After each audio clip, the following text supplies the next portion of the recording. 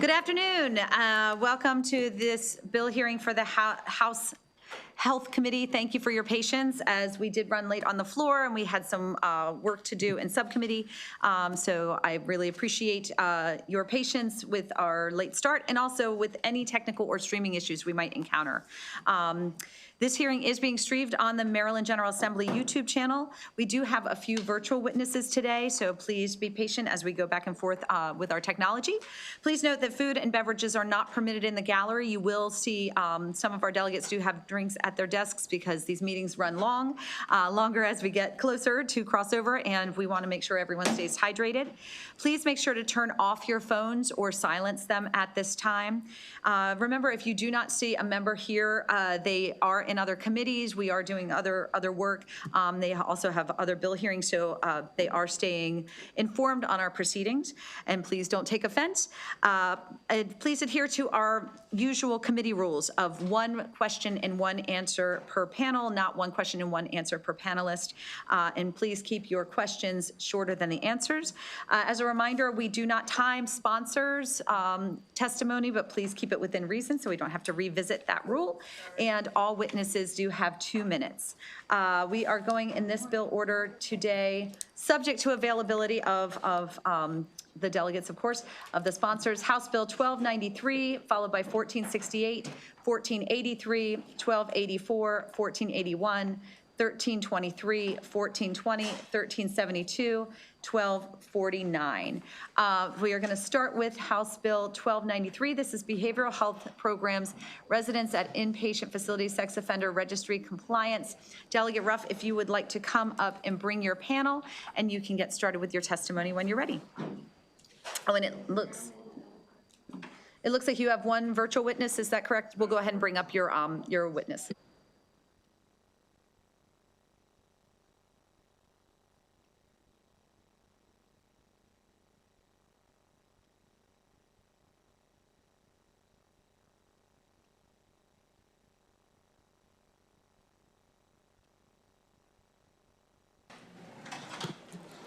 Thank you, Madam Chair, Vice Chair, and to the committee.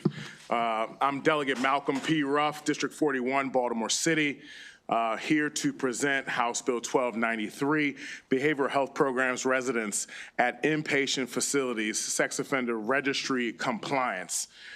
House Bill 1293 addresses a narrow but important gap in compliance with Maryland's existing Sex Offender Registration Act. Under current law, individuals who are legally required to register must do so with law enforcement. However, behavioral health programs that operate residential facilities in our communities, much like the 41st District, are not currently required to take reasonable steps to determine whether one of their residents has that legal obligation. Our neighbors, communities, and constituents deserve this awareness and protection. House Bill 1293 addresses this problem with a simple and common sense verification process. Specifically, the bill requires behavioral health programs that own, lease, operate, or control residential inpatient facilities to take affirmative and reasonable steps to determine whether a resident is required to register under the Sex Offender Registration Act.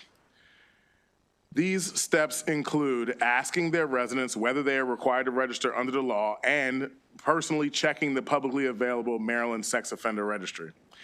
If a resident is required to register, the provider must take reasonable steps to ensure compliance with existing law. Importantly, this bill does not create new crimes and does not expand who must register under Maryland law. It also does not require providers to make legal determinations, nor does it require providers to register someone on a resident's behalf when personal appearance is required. Instead, the bill focuses on administrative accountability and basic compliance procedures in residential settings only, where providers control housing placements. The legislation also includes appropriate safeguards for respecting privacy and confidentiality requirements and relies on administrative enforcement through existing licensing authorities rather than criminal penalties. There is, according to Department of DLS, the fiscal note, it's not expected to impose any significant costs on the state. It can be implemented with existing resources. The bill relies primarily on tools that already exist, including the publicly accessible offender registry and the existing regulatory oversight of behavioral health providers. This legislation is not about creating new bureaucracy or imposing significant new mandates. It's about ensuring that existing laws already on the books are being followed. It's about public safety and maintaining strong support for behavioral health services and treatment programs. Because they perform important work every day, and we want to make sure that that role is recognized, but at the same time, we want to make sure that our communities across Maryland expect the basic public safety laws are followed, particularly in residential facilities where providers are responsible for housing placements. That's what this bill does, it strikes that balance. I want to thank all of the co-sponsors on this bill for joining me in introducing it.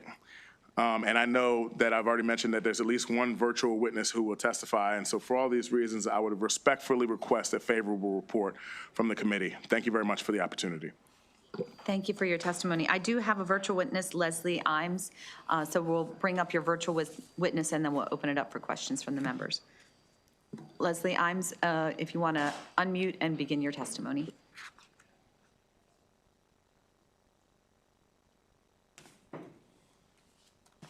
Ms. Imes, please begin your testimony.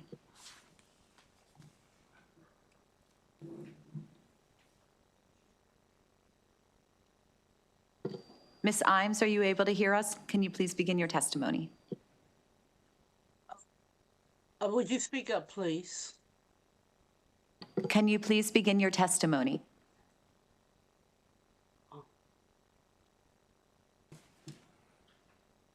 It's very soft. I don't know. Can you hear me? Yes. Yes, we can. Okay, I'll begin. I can't hear you, but it's very, very low. But I'll start. Good afternoon, Chair, Vice Chair, and members of the committee, especially our delegate, Sandy Rosenberg. My name is Leslie Imes, and I serve as president of the Fairmont Park Community Association in Baltimore City. Fairmont Park is a 100-plus-year-old close-knit neighborhood of single-family homes where families look out for one another. It remains home to seniors who have lived here for decades, young families raising children, and women who deserve to feel safe walking in their community and returning home at night. Our community supports health treatment and understands people have medical needs. We want to be partners in solutions that help people get the help they need. But treatment must also come with basic accountability and transparency. I am sure your neighbors and constituents agree. This bill does something very simple. It asks behavioral health providers who operate residential housing to take reasonable steps to ensure that individuals who are legally required to register under Maryland's Sex Offender Registration Act are complying with the law.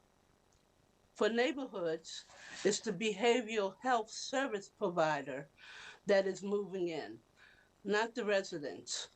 So the health service provider has to have some agency here. The bill simply requires providers to, 1, ask their residents whether they are required to register, and 2, check the Maryland Sex Offender Registry. If registration is required, providers must take reasonable steps to help ensure compliance with existing laws. This bill does not create new crimes and does not expand who must register. It simply ensures that laws already on the books are followed in housing controlled by providers. For communities like Fairmont Can you please wrap up your testimony? I'm sorry? Please wrap up your testimony. I'm wrapping up now. This is about trust and safety, making sure the systems designed to protect women, children, and vulnerable seniors are working.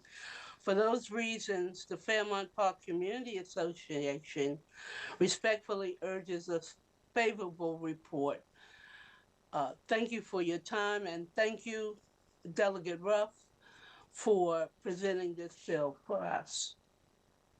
Thank you for your testimony. Delegate, before I open it up to questions from the members, I just wanted to address the fiscal note for a moment, because you had mentioned that there was no fiscal note, but we are looking at one that says that it increases, it starts with an increase of 155,300, and it goes up from there. Are you referring to the same fiscal note? For 12, Well, what I was saying or did you get an updated one? No. What I was saying was, I don't think that the fiscal impact is large, and I also think that it could be handled with existing resources despite the conclusion of DLS. Okay, thank you. Thank you for the clarification. Are there questions from the members on this bill? Delegate Kaufman. Yes, Delegate Ruff, it's good to see you, my friend. Have you had a chance to review the opposition letter from the Maryland Psychiatric Association, and what is your response? I did get a chance to review that.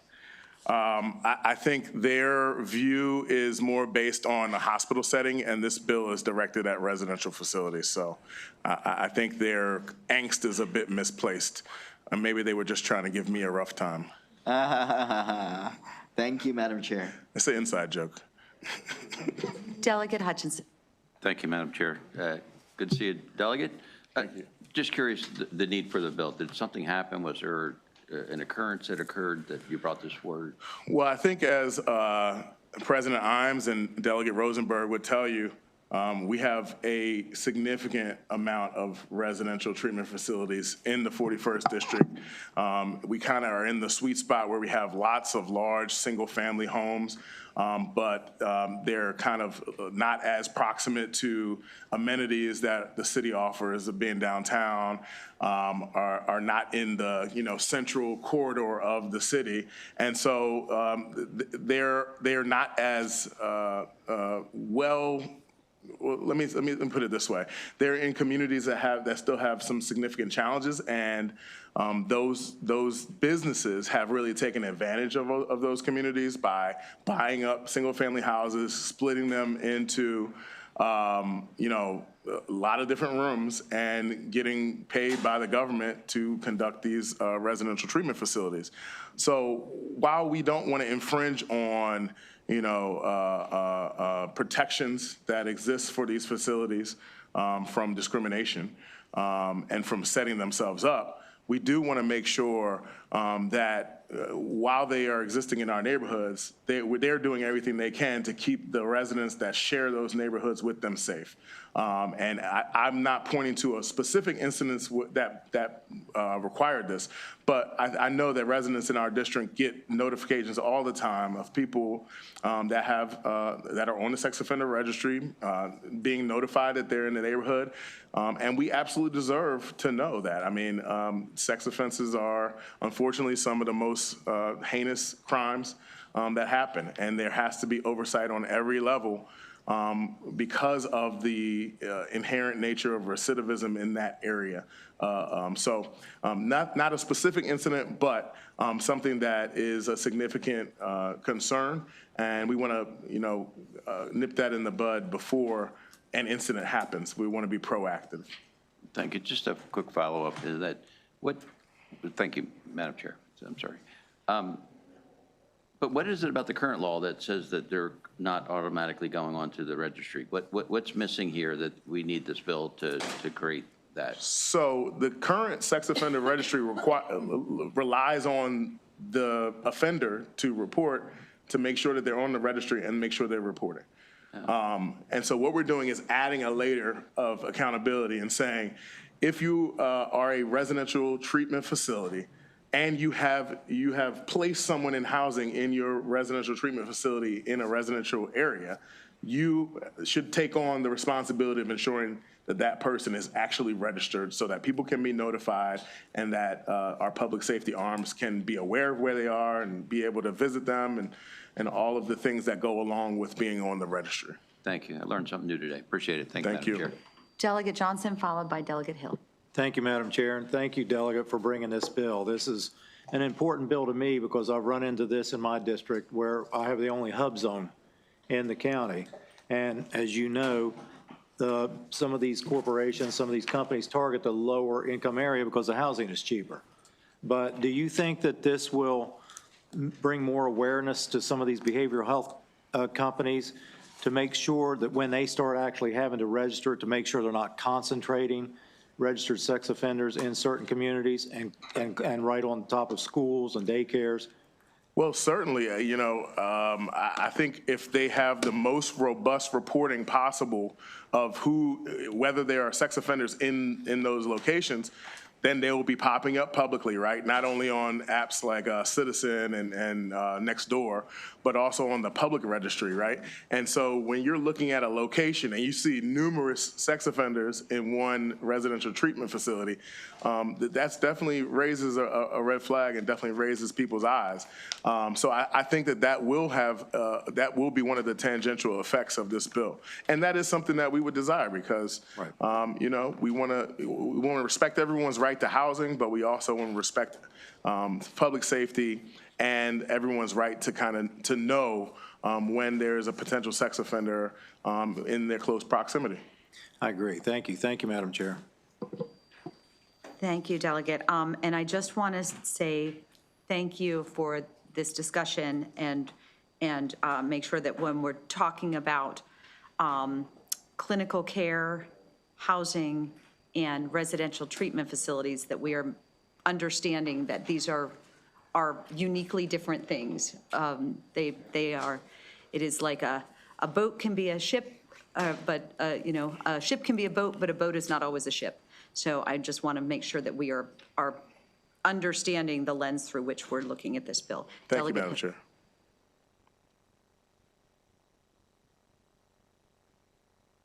Okay, thank you, Madam Chair. Delegate Ruff, thank you. There are a couple things I'm a little confused about. So generally, if an offender is in any other housing situation, they're responsible for making sure they're registered, and there's oversight about that. These are folks who are in treatment. I'm not clear, other than maybe a notice when they come in that that residing in this facility does not remove your obligations to register. I'm not sure why we would ask the folks running the program to be responsible when in every other situation, the offender is the one who is responsible. So can you help me square that? Sure. Paul? I think that there is there's a difference between just a landlord who rents or someone who sells, someone who, like for instance, someone who is a landlord renting to a sex offender versus someone who is placing someone in a facility, in a residential facility, because there are already aspects of their life that they are responsible for, right? They're responsible for a certain number of aspects of their life. Whereas a landlord, they rent the place, and you have full autonomy based on the lease agreement.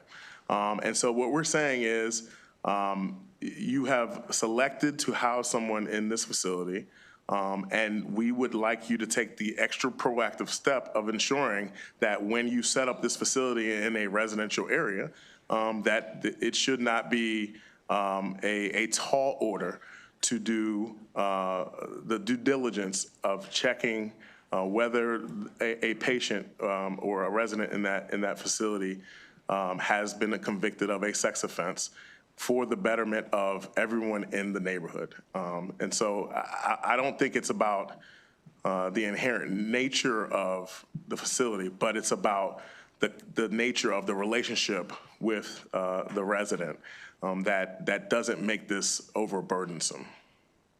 Okay, well, we can talk offline. I disagree. I think this is about treatment. I think residents in the community have a right to be notified, but isn't it true that, again, these adults who are in the program have autonomy and responsibility for their actions, and therefore they should be expected to report, and they should be liable, not a $5,000 fine for a treatment facility that didn't act like the parent or guardian. Understood. They're not in the parent or loco parentis of that person, right? But it doesn't take away the responsibility of the individual, right? They still, as an individual, have the duty to register themselves. The problem is that doesn't happen all the time. And you see those crimes charged all the time. And when I was a prosecutor, folks failing to register is a crime that people will be held accountable for. So that's still going to happen. What we're looking for is an added layer of protection, an added step that should not, like I said, it should not be a overburdensome requirement for these facilities to help the community by ensuring registration. And that is the goal of the bill. But I do understand your concerns, and they're voiced in some of the opposition. But we're trying to find that fine line. And more knowledge and more assurances, since they are taking advantage, not taking advantage, but availing themselves of this community, of this residential community, should not be too taxing for these facilities. Thank you, Madam Chair. Seeing no further questions, I am going to just refer you back to the fiscal note, because I think that may be getting partly to Delegate Hill's concern. So I'm going to encourage you to speak with the department, because they do call upon hiring 2 special program coordinators to oversee compliance, conduct site visits, and respond to complaints. Because there are criminal penalties, financial penalties within the bill. So I would posit that they don't feel that the clinical expertise would actually be the expertise required for compliance. So I would encourage you to have that conversation. Thank you, Madam Chair. I will. Seeing no further questions, seeing no further questions, this does conclude the hearing on House Bill 1460. On 1293, we're now going to go to House Bill 1468.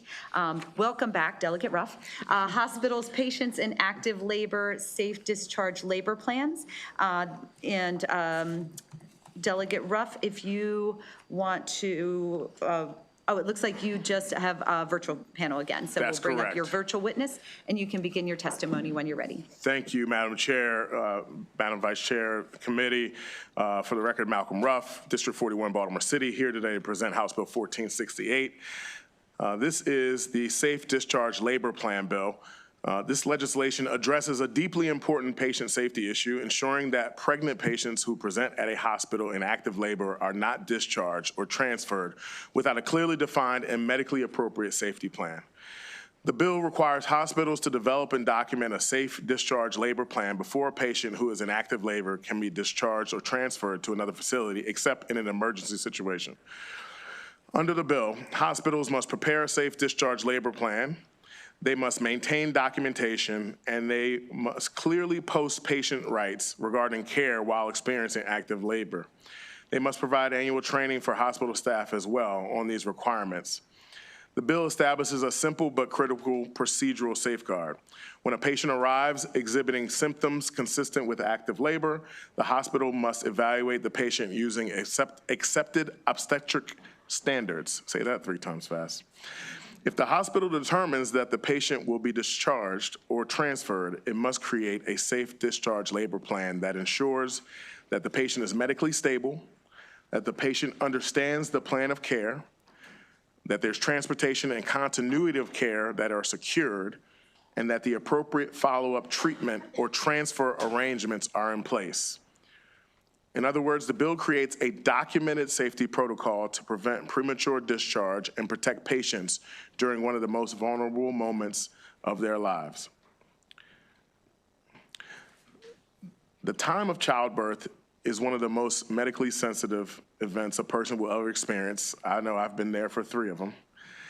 And when patients present to hospitals in labor, They deserve confidence that medical decisions are being made carefully, responsibly, and transparently. This bill will ensure patient safety, transparency in the medical decision-making as to whether to discharge someone or not, and accountability in hospital discharge procedures. By requiring clear discharge plans, we reduce the risk of unsafe transfers and protect both mothers and newborns from avoidable harm. Maryland should take heed of the case of Mercedes Wells, an Indiana woman who was turned away from the Franciscan Health Center despite her numerous pleas and the fact that her water had already broken, simply because she was allegedly only 3 centimeters dilated. A matter of minutes after leaving the hospital, Ms. Wells was forced to deliver her child in the car on the side of the road with only the help of her bewildered husband. In response to this untenable outcome, the hospital president stated, "We failed to listen to Mrs. Wells' concerns. As an experienced mother who publicly acknowledged having previously given birth at our hospital with a positive experience, she knew something was not right. We must fix what failed in our hospital so that no one experiences what happened to Mercedes Wells ever again." And her doctor and her nurse were both fired. House Bill 1468 is about establishing common sense safeguards, an added layer of protection that ensures Maryland's hospitals treat laboring patients with the seriousness, dignity, and care they deserve. And for those reasons, I would ask for a favorable report. Thank you. Thank you for your testimony. Zakia Sankara Jabara, do you want to go ahead and unmute and you can begin your testimony? Thank you, Chair Bagnall and members of the committee for this opportunity to speak today in support of House Bill 1468, legislation that ensures that pregnant women and mothers in active labor are not discharged or transferred from hospitals without clear, safe plan for their care. I want to share some of the facts in Maryland's maternal health outcomes. According to the 2025 March of Dimes report card for Maryland, Maryland received a D+ for preterm birth grade. 6,896 babies were born preterm in Maryland in 2024. Maryland ranks 28th out of 52. It includes all states, DC, and Puerto Rico for preterm birth with a rate of 10.5%. This is higher than the rate of 2023, which was 10.2%.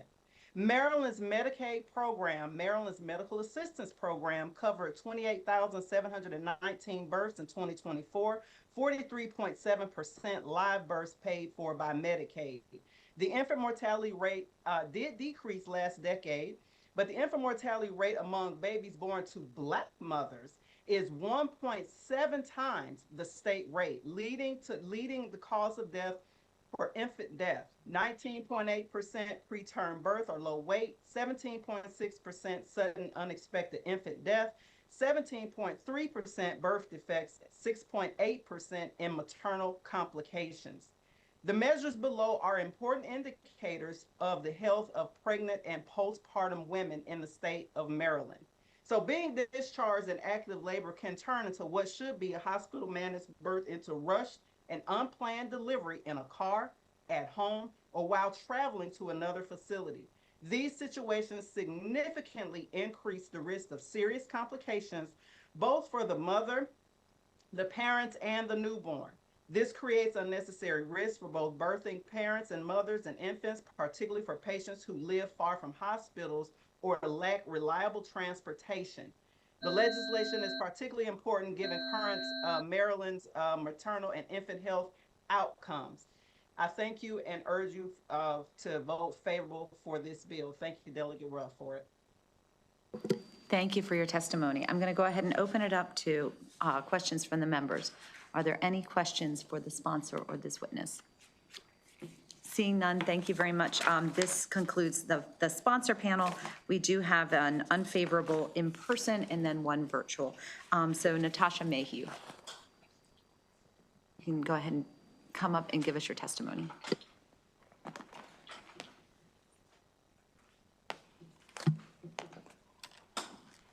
Good afternoon, Madam Chair, members of the committee. Natasha Mayu here on behalf of the Maryland Hospital Association in opposition to House Bill 468. Hospitals share the goal behind this legislation, ensuring that pregnant patients receive safe, respectable, high-quality care. However, hospitals already operate under robust federal and state standards that govern the evaluation and treatment of patients presenting in labor.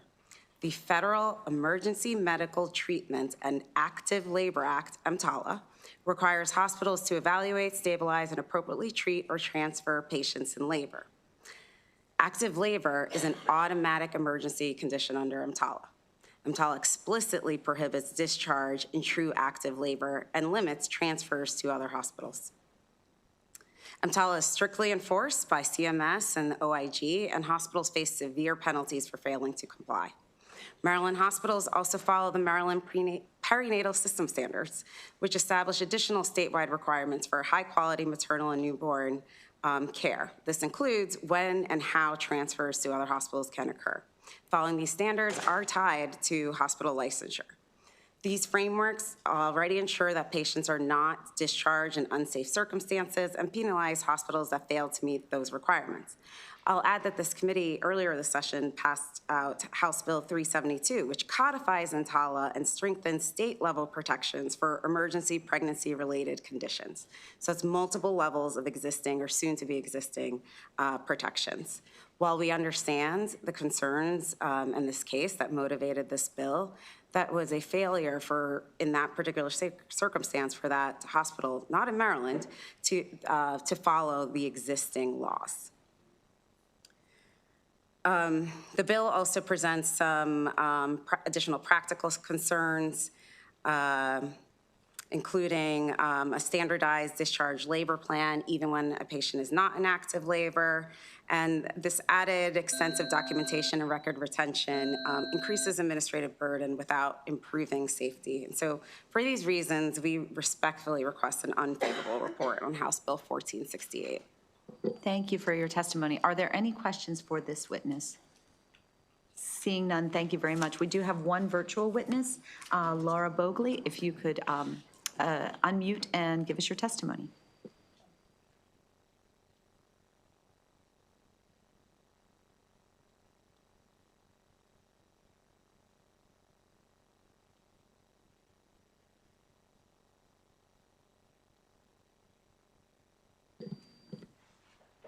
You can go ahead and begin your testimony.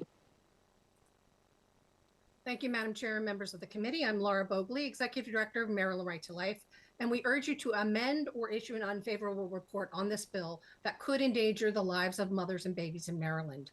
While we wholeheartedly support quality care for all pregnant women, without amendment, this bill would also apply to elective abortions, which are never medically necessary.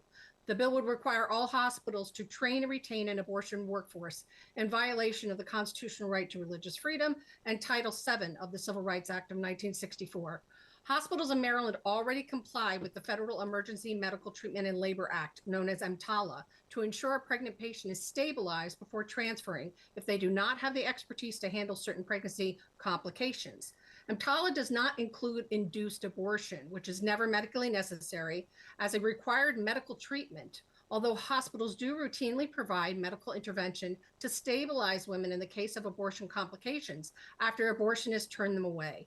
This bill also would strap hospitals with regulatory red tape and effectively prevent them from transferring patients by requiring them to complete laborious discharge plans before transfer, delaying critical patient care. While the bill states it does not apply to emergency transfer of a patient in active labor, the threat of noncompliance and steep fines of $25,000 will have a chilling effect and cause hospitals to unnecessarily delay transfers to facilities that can actually provide adequate care, thus endangering the lives of the mothers and babies the sponsor seeks to protect. The state must do better to improve maternal and fetal health, including by regulating the practice of abortion to ensure women's safety and to require abortionists themselves to take responsibility to treat their own customers for the injury they cause. For these reasons, we urge your amendment to exclude abortion mandates or your unfavorable report. Thank you. Thank you for your testimony. Are there any questions for this witness from the members? Seeing none, thank you very much for your testimony today. This concludes the bill hearing on House Bill sorry, on House Bill 1468, and we're now going to move to House Bill 1483. This is clinical professional counseling, out-of-state providers' use of telehealth for continuity of care. Welcome back, Vice Chair Kaiser, to the Health Committee. If you want to come on up and give us your testimony, you have. All right, having a little trouble with the chairs. All right. Now, you do have Sarah Trescott here today. Would you like her on your sponsor panel? Sure. All right. You can begin when you're ready. Thank you so much, Madam Chair. Members of the committee, very skewed to the left side of the room where I used to sit. So nice to see all of you. Yeah, something's wrong on the right side. Madam Chair, Madam Vice Chair, and colleagues, really always a pleasure to be in the Health Committee. I'm here on House Bill 1483, Clinical Professional Counseling, Out-of-State Providers' Use of Telehealth for Continuity of Care. A very long named bill. I don't have to tell you all the reasons why people move, often across the country at different times, and not always with long notice, especially someone serving in the military. And last year I had a bill that dealt with this idea for college students, that the real goal here is the continuity of mental health care.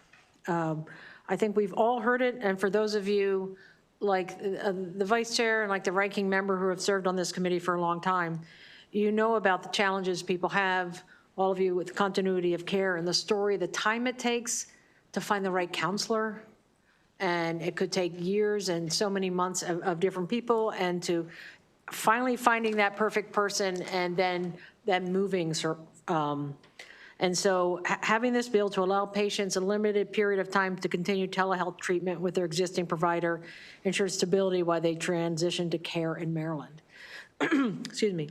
You might ask about some compacts, and we have tried to get into some counseling compacts. There are others, and so that we wouldn't have to do legislation like this, but we would have agreements with other states that a mental health provider of any sort, a therapist, psychiatrist, psychologist, social worker, could be a full array, would be able to continue that care, both for our Marylanders who leave the state short-term or long-term, or people from other states who come here. So as drafted, this bill, I'll go back to reading part of my testimony. As drafted, this bill would authorize out-of-state licensed professional counselors to provide a limited number of mental telehealth services to their patients who are newly residing in Maryland. This exception requires that the provider is licensed in good standing in their home state and has a pre-existing relationship with the patient and only provides telehealth services, and that this could only last for 6 months. Working with the Board of Professional Counselors and Therapists, we've also prepared an amendment that I can share with you. I really want to take more the idea behind it, that there's two approaches that the committee can take if interested with looking at something like this, that rather than the bill as drafted creates a limited licensing exception. The board is opposed. There's a group here that is in favor of it, and then at the same time, we could amend the bill to expand the temporary license like last year's bill for college students, and in that case, the board has no opinion. So I'm leaving that in your hands to see what the best idea is. But either way, I really appreciate your consideration of House Bill 1357, and really, I just harken back to the pandemic when I first heard about the opportunity for telehealth services for mental health care. And I'm like, oh my God, of all the things that came out of the pandemic, there was a lot of bad, but from my perspective, there was some good. And one of the good was learning that we could do things like this and that we should do things like this. So again, I urge the favorable report on House Bill 1357. Thank you so much, Madam Chair. Good afternoon, Madam Chair, Madam Vice Chair, members of the House Health Committee. I'm Sarah Trescott, board member of the Licensed Clinical Professional Counselors of Maryland. This bill, as introduced, is modeled after Virginia's 2022 Continuity of Care Bill as it relates to an out-of-state, fully licensed counselor in good standing with an established counselor-client relationship to provide temporary care when their client is physically located outside their home state. No Maryland residents are harmed, and Maryland gives up no authority. But what if your board would receive a complaint, you might ask? As in Virginia, it would be referred to the therapist home state for disciplinary action. If the discipline is upheld, the therapist is no longer in good standing and therefore cannot participate in this process. The board believes a temporary license is required. Virginia does not require one. More importantly, who's going to issue the license at 3 a.m. on Saturday morning when a counselor's suicidal client has stepped across Maryland's border? The client is in need then, not at 9 a.m. Monday morning. Sadly, they could literally die waiting. When speaking with Virginia's Board of Counselors, they indicated no adverse findings. LCPCM requests a favorable report for House Bill 1483 as introduced. By positioning Maryland as a regional partner, it ensures that oversight follows the license, the counselor, and the client, rather than stopping at an arbitrary state line. Thank you for allowing me to testify today on this important bill.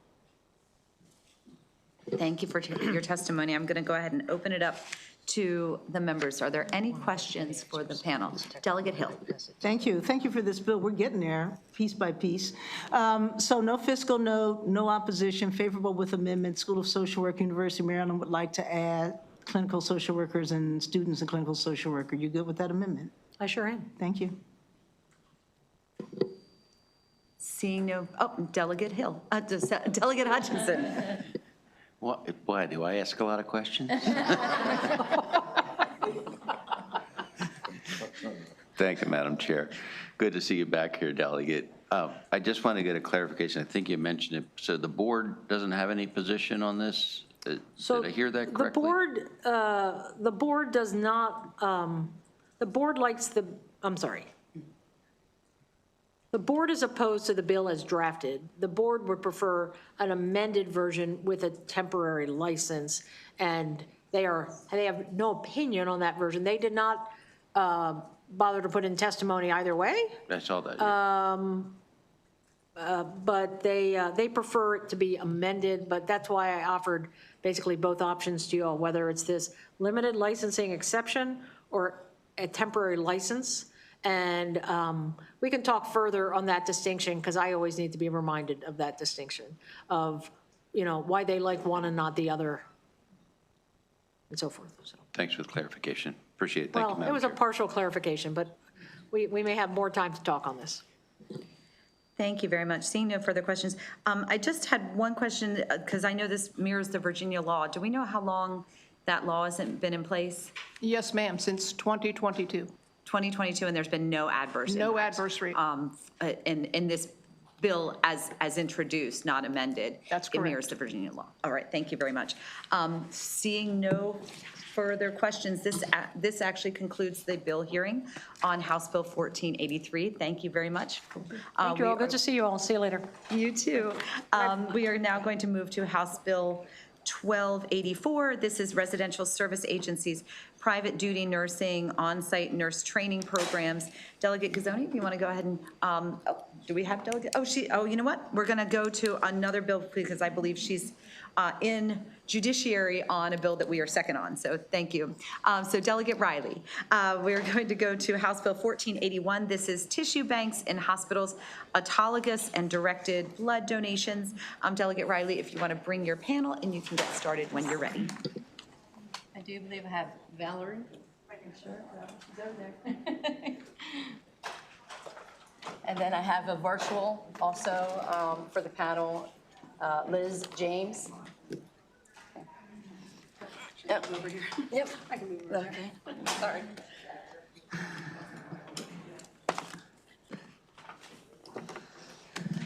All right.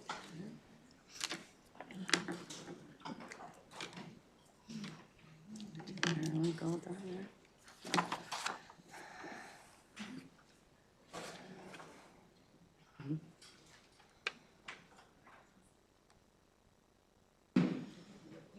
Ready? That's okay, that's okay.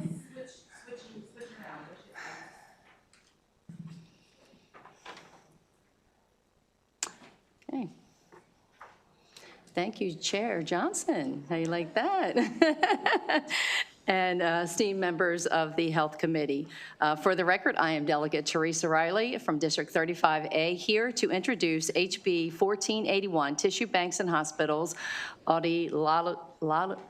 Autologist, thank you, and directed blood donations. The purpose of this bill is to protect patients' rights. When patients face serious illnesses or major surgeries, they frequently require blood transfusions. HB 1481 would ensure that these patients can collaborate with their physicians to request autologous donations and which are basically from the patient themselves, or direct blood donations which come from specific known persons.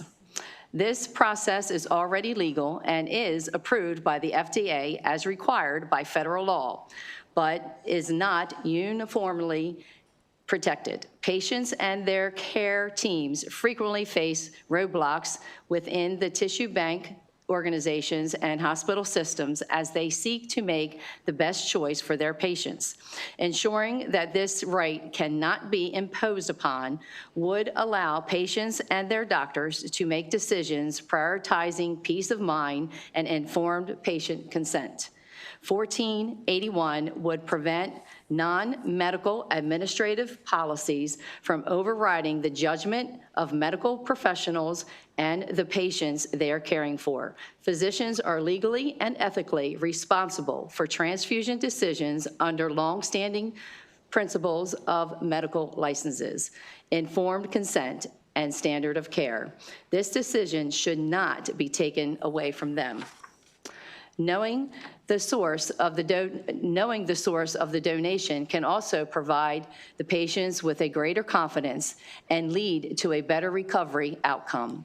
Physicians take the patient's entire medical record into consideration when ordering an autologous, however you say that, or direct blood donations when making this decision.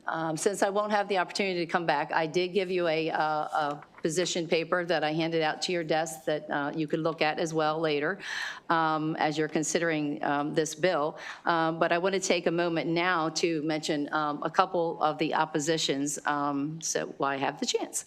Many of these concerns are related to potential bureaucracy burdens. Thankfully, this bill would not create an additional burden or change the administrative processes that are already in place. All blood donations, whether self-directed or given by yourself or standard, go through the same process. Donations are made at the blood bank, and the blood is labeled, barcoded, and stored.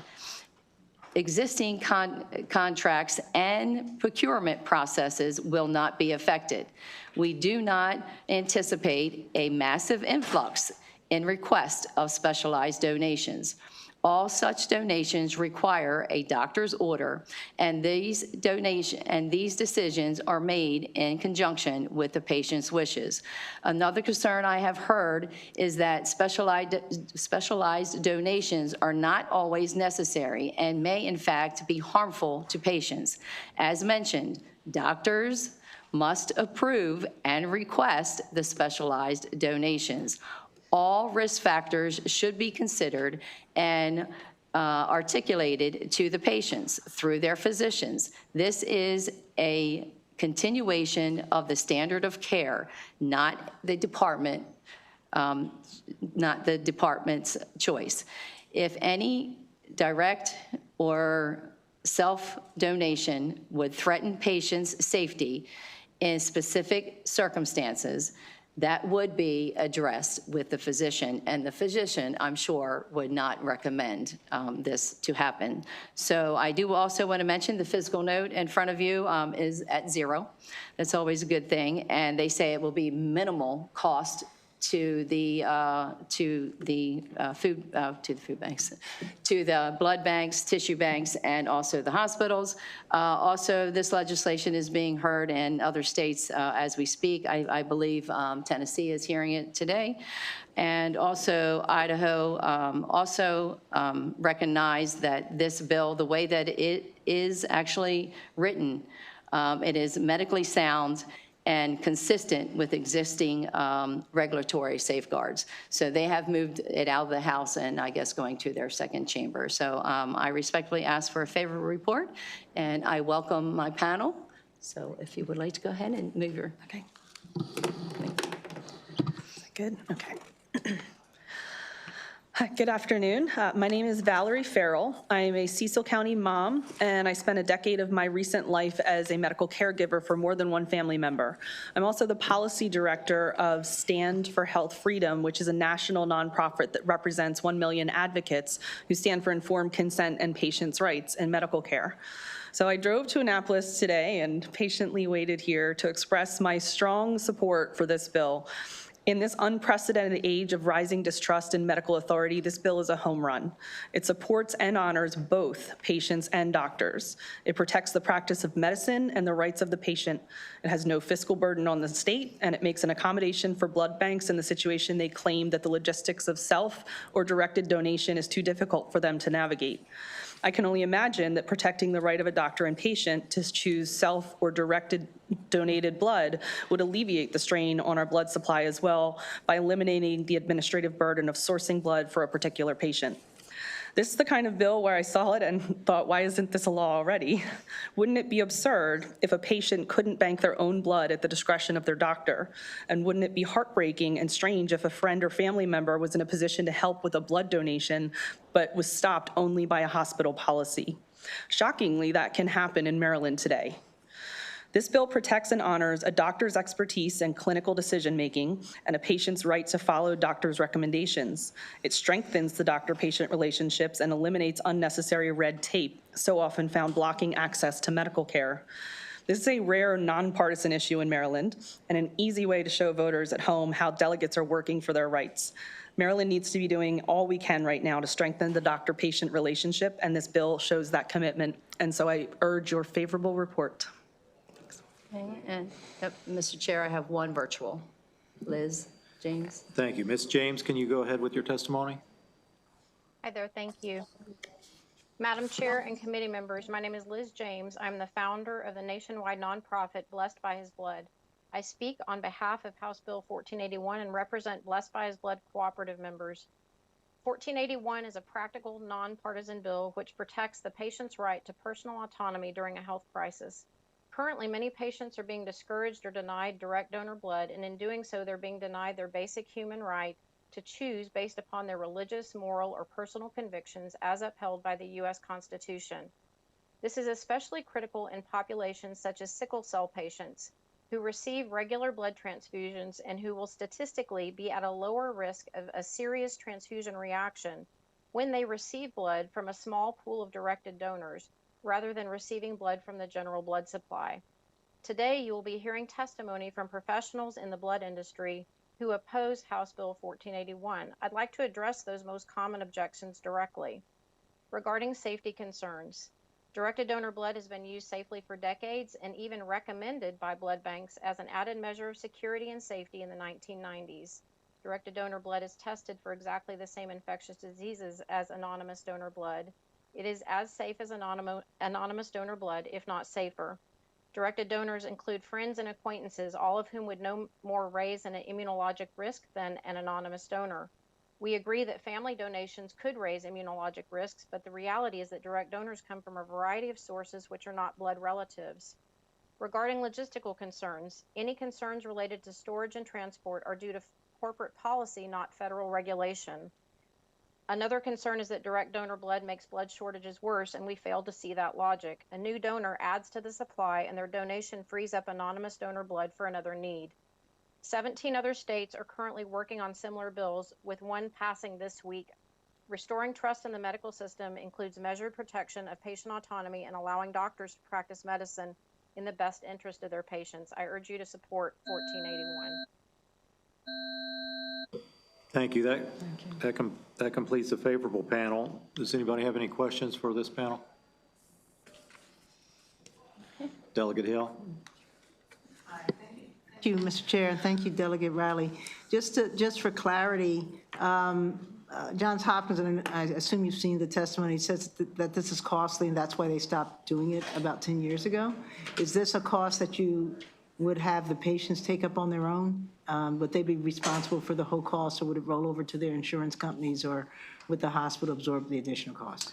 We didn't actually think that the cost would be very, as you've seen in the fiscal note, they don't think that the cost would be very costly. For the state. But yes, for Right. the state, or even for, the food, the blood bank or the hospitals. However, we would consider some type of cost associated to it if that's something that would move the bill forward and reasonable. But again, we don't think that it's going to be a lot. And they already say that they currently allow it. So I don't know but they're denying it. So I don't know if that's because of the cost or what the reasoning is. But this really is a patient's rights bill, and they should have that opportunity to be able to self or direct. All right, thank you. Are there any other questions for this panel? Delegate Hutchinson? Thank you, Mr. Chair. So I am a little bit confused because I did see that the Hopkins letter, they do allow it. So what's the need for the bill? I always thought this because they're was. denying it. It's currently FDA and approved, and it's something that they always used to do, but over the decades, over time, the tissue banks and the hospitals are denying the doctor's patient's request to have self or direct blood donation. So we want to make sure if it's already, so that's the argument. If it's already legal, we can already do it, then why don't you just codify it into our law? Because you're saying, they're not saying it's not legal. They're saying it's legal. I lean on the decisions of the physician and the patient opposed to the administrative burdens that they think that this may cause them. But again, it's not going to encourage tons of people to come and do this. Doctors aren't just going to throw, these requests out nilly-willy. It's going to take, the medical record of the patient and the physician collaboratively and come up and say, I think this is best for you if you self-donate or you direct donate your own blood, which is a legal process, but the hospitals and the tissue banks are denying this request. And we just want to make sure that they have, we keep our rights. Again, it's a patient's rights bill. The argument is, well, if it's legal, then let's codify it into Maryland law to make sure that they do not deny patients and physicians when they make this request. Thank you. I learned 2 things today now so far. Yeah. Thank you. Appreciate You're it. Thank you. welcome. Any other questions for this panel? All right, thank you. Next, we have an unfavorable. Sahib Alvi, I hope I did not butcher your name. I'm sorry if I did.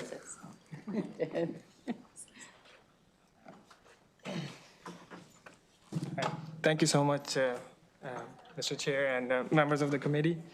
So my name is Saqib Alvi. I'm the Regional Medical Director for the American Red Cross. And I respectfully is testifying in strong opposition to the House bill. So currently, autologous donation, when a patient donates blood for their own use, and directed donation, which is like a specific donor gives us blood for a patient, involves actually coordination between 3 physicians, not just the ordering physician. It's the hospital's blood bank physician, which is a transfusion medicine and blood bank trained, and the blood center physician who's also transfusion medicine and blood bank trained. So they are responsible for ensuring that the collection of this type of blood, direct or autologous, follows strict regulatory guidelines and safety standards. And so what this bill would do is that this would take away the oversight provided by the blood center physician and the donor center blood bank trained physicians. And this oversight could lead to, could compromise the safeguards right now in place in the current system. So we think that this bill is really unnecessary because like there's a process that already exists. I also actually have the donor and patient risk acknowledgement for the directed donation form here. So we allow these donations. We don't ask for reason for it, but we want the physician to look at all of these like risks that are associated with it. And then, you know, this medical information that we collect helps us to determine that this donation follows the strict safety guidelines and FDA eligibility guidelines, and it's safe for the donor.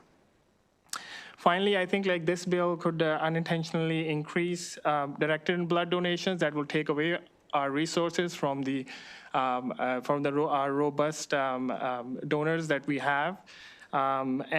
This could strain the blood supply, especially during shortages, because this blood sometimes gets used. If it's not needed during a surgery, autologous blood cannot be given to any other patient because hospitals may have policies in place that may not allow them to actually transfer it to the general inventory, and same is the case with directed donation. So for these reasons, I respectfully urge like the committee to oppose the HB 1481 because, you know, just as we had the winter storm a month ago in January, probably 1.5 months ago, that crippled the blood supply because it was a multi-state. So in those type of situations, you know, autologous blood or directed blood within a hospital's possession may not be used. Thank you so much. Thank you. Do we have any questions for this panel? Delegate Hill? Thank you, Mr. Chair. Let me see if I can read Delegate Hutchinson's mind. So there's some testimony you've given. There's testimony that's written that suggests that it may not be as safe and that it has to be thrown out. And what I'm confused about is why a directed donor transfusion wouldn't go through the same screening, and if it's found not to be a match, that the person, that's what we used to do, we just say, yes, you have a directed donor, but we can't use their blood, and you don't even have to disclose why we can't use it. And I'm not clear if that's a protocol or a policy thing that says that if, as the hospital associate, I think testified, that if you don't use it, you have to discard it. I'm not sure why it wouldn't be typed and crossed for another patient. Well, so the hospitals may or may not have policies to actually transfer those units into their general inventory.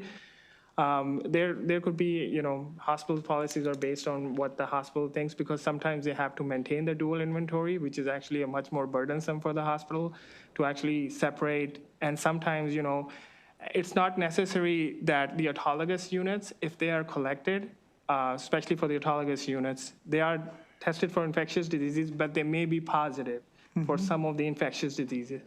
So that product is regarded as a biohazard.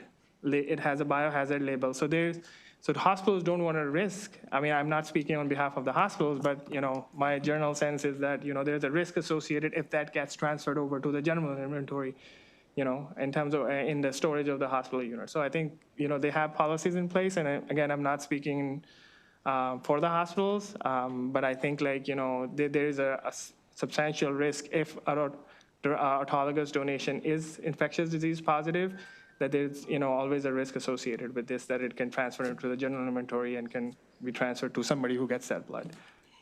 May I follow up? And what, again, is the problem in terms of why policy can't be changed if instead of the directed donor going to the hospital donate, that they're going to a center, and then the center is doing the same testing, because processing? hospitals don't have a blood center for No, collection. I know, the centers, whether it's the Red Cross Center or another collection center. I'm sorry, can you repeat that?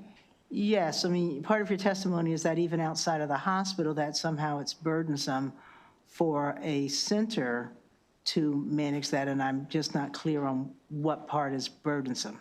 So whenever we have a directed donation, so we have a separate department where we have separate fixed sites which are equipped with dealing with these collection of these, so that they are able to get those units and actually transfer them to the hospital which is requesting that. You know, we deal with hospitals where a request gets sent in from one state, whereas the other, you know, the collection or the relative that they, you know, is a directed donor for that is in another state. So we cannot have every location being equipped because that's not cost friendly. Right. And again, we are not in the process of collecting blood we supply it, back to the people so that, we collect blood that is for our regular inventory, which is the volunteer donation. So these centers or these collection sites are at specific locations, which, may be away from the donor or which may be close by to the donor. So those collection sites make sure that those blood is collected, is labeled appropriately, and then, sent to the right location. So, we cannot equip all of all donation sites for, fulfilling this specific purpose. But we have a form. It is really unnecessary. We have a process in place. We have this risk acknowledgement form where we get the order. We don't ask them to provide a reason other than, looking at the things that are stated here, and I can actually distribute that. Once that qualifies, our special collections team kind of schedule the donor and do collect the blood and provide it to the hospital. And then it goes to the hospital to decide if they can shift that over to the general inventory or not. All right, thank you. Delegate Hutchins?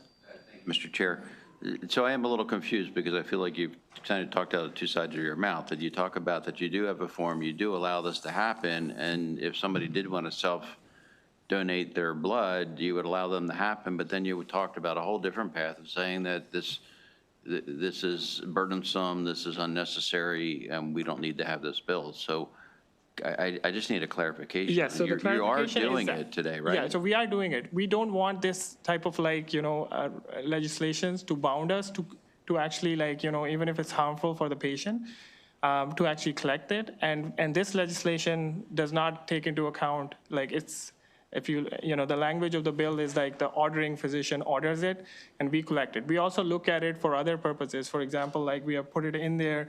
There's a risk for future pregnancies if it comes from a partner. If there could be a risk to transplant in the future if it comes from a relative, that may have the same genes as, or what we call it as an HLA as you. So those risks are there but putting a legislation like this would actually bound us to collect these units, which may be harmful and against and that could compromise the safety of the patient. And then secondly, we have to divert resources as Delegate Hill was asking. So we have to divert the resources. And these units cannot be transformed over based on the hospital policies. Not every hospital would have a policy to transform this over. And if it's not, then, if it's not utilized for the same patient, the hospital would essentially have to discard that unit. So those resources taken away for these donations actually would compromise donations from our volunteer donors, which we rely on to support, just as I mentioned during the winter storm. So there was a shortage of blood. We were on the national appeal, and this, an uptake in this type of process based on this legislation would essentially, compromise our ability to direct the resources where it is needed to help the patients. Thank you. Delegate Riley? Thank you, Madam Chair. Mr. Chair, sorry. I wasn't going to ask a question, but after listening to you, so you have the form. So the doctor has ordered this. So who's reviewing your form? Are the labs? As long as they meet the criteria, we don't ask for a reason. But the lab is overseeing the physician's job? So and whenever whether it was safe or not? No. So whenever there's a request like this, a physician can order this, but sometimes if it's a hospital-based system, so they, that blood bank is the one that gets, communicates, because they are the ones who's going to be storing that product. So they are aware of such a request, if that answers your question. Which was requested from a physician? Yes, which is requested from a physician, and that order. But I heard you say once you got it, you look at it. Yes, to see if it was safe or not. We get it afterwards. Are you a physician? Are they yes, physicians? I am a physician. Okay, so yes. the people that are looking at are physicians? So based on the order, if it has, or if we don't have the correct information from this order gets looked at. Not every order gets looked at by a physician, as long as they fill out this form correctly. It goes through, it may or may not go through the hospital transfusion service physician.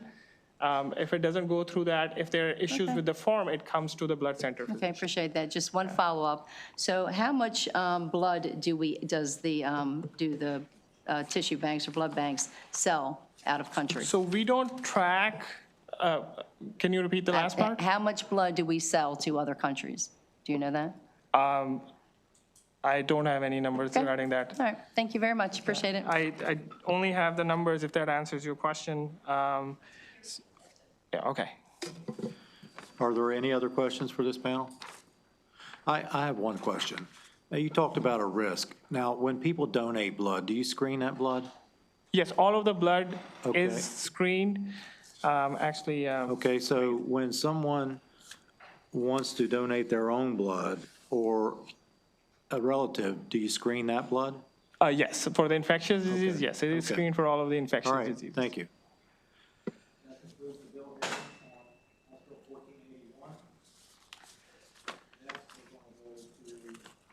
House Bill 1323, Delegate Rosenberg.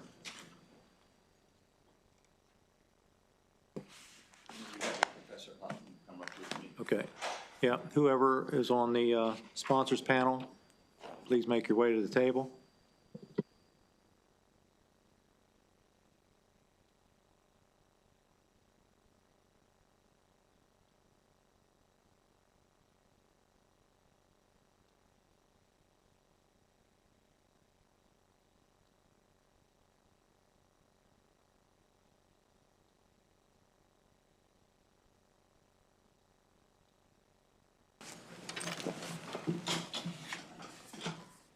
Mr. Chair and members of the committee, I'm here today because Professor Hoffman came to me to say that our existing system of providing care for people who lack a guardian, our most needy residents and our most needy patients, that the current system often results in or requires that you go to the courts, and that takes several months to get a resolution for a medical problem that can't wait several months for a resolution.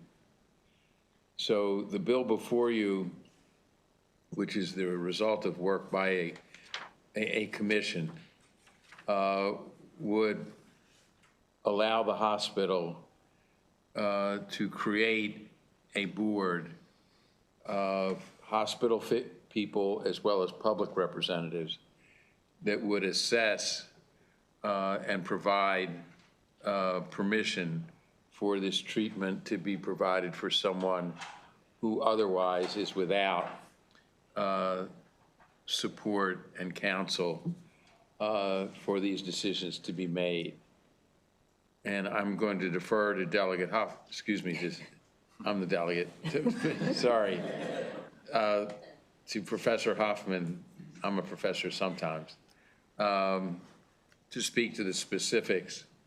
But we have a current system, if I could summarize, the current system too often delays to a far longer period of time than is medically appropriate, the decision-making. And we have before you what we think is an appropriate way to address those medical decisions in a more appropriate and an expedited manner. So would urge a favorable report for 1323 and defer now to Professor Hoffman. Thank you. Mr. Chair and members of the committee, thank you for the opportunity to testify in support of House Bill 1323, and thank you, Delegate Rosenberg.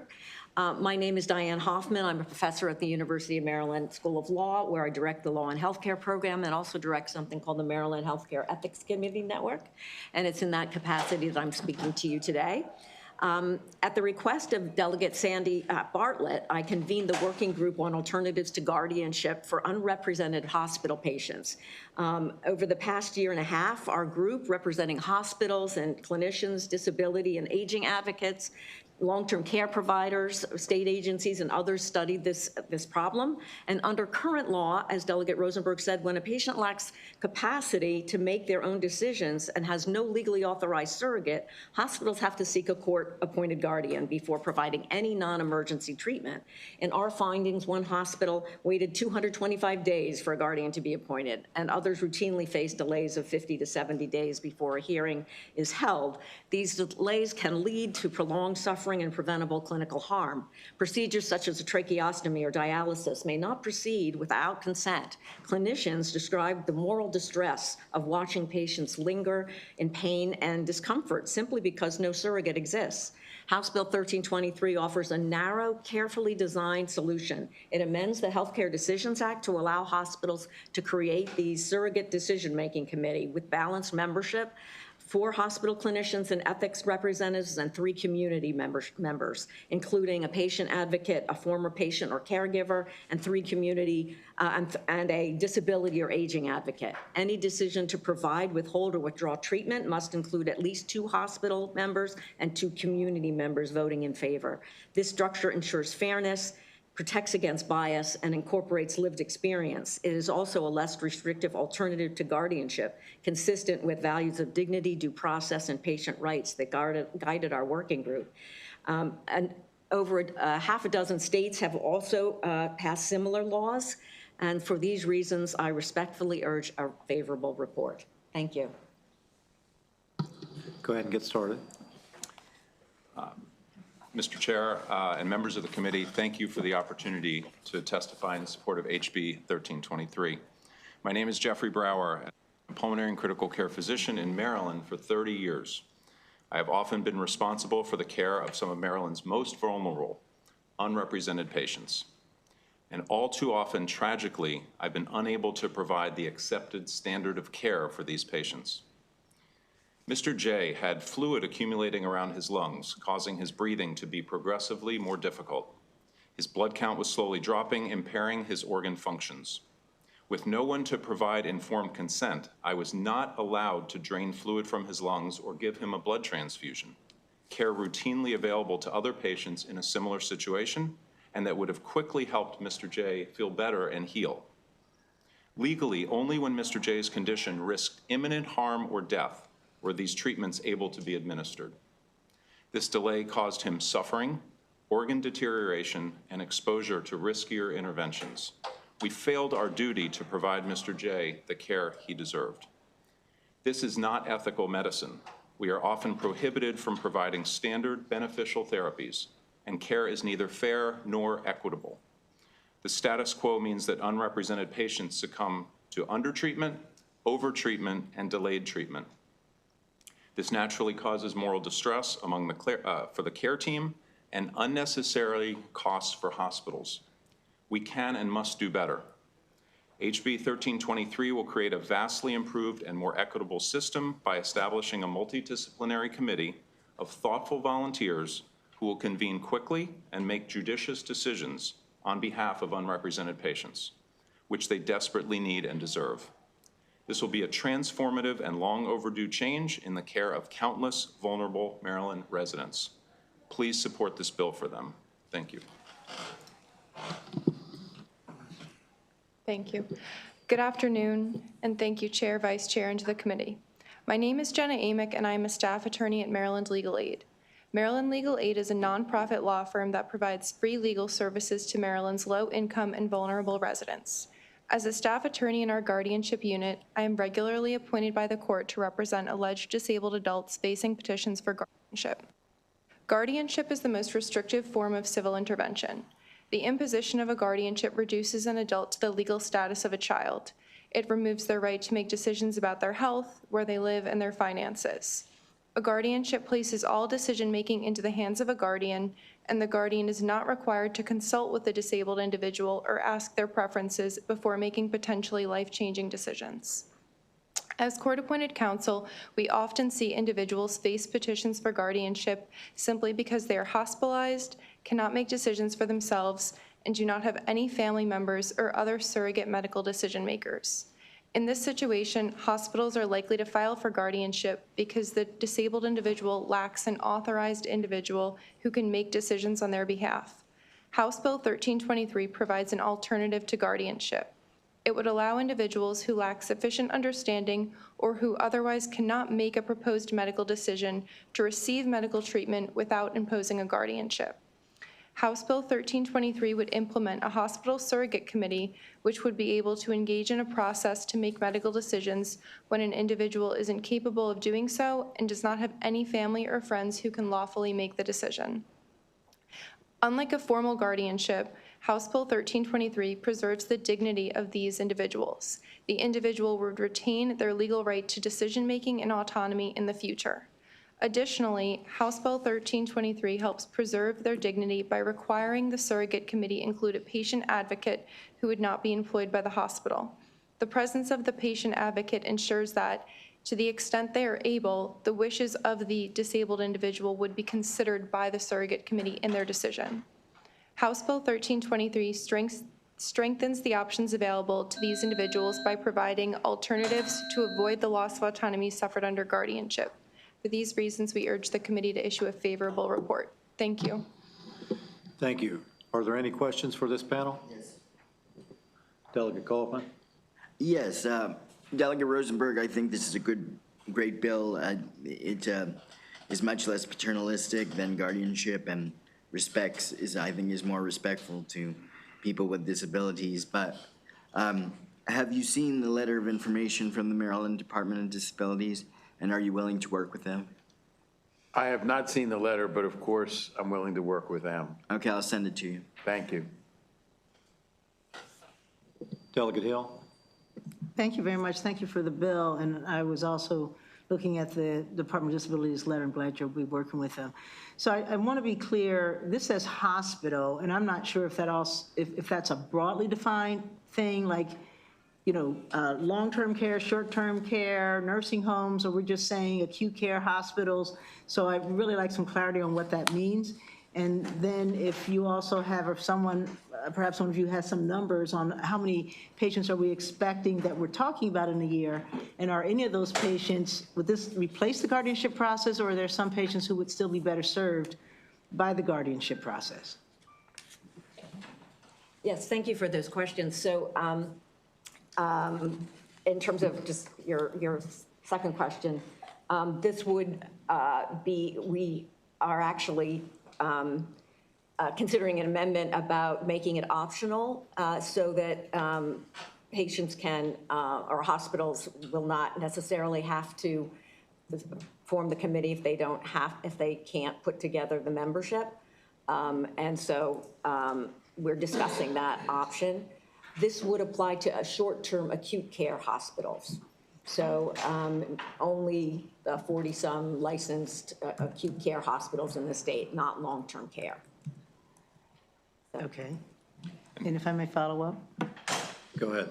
Okay, so if a hospital chooses to do this, this would, even with the amendment, it would say that they no longer apply for guardianship, this is the only thing, or they can apply for that's what I'm not So being this clear is on. just for a treatment decision. So once the treatment decision has been decided, that the committee disbands.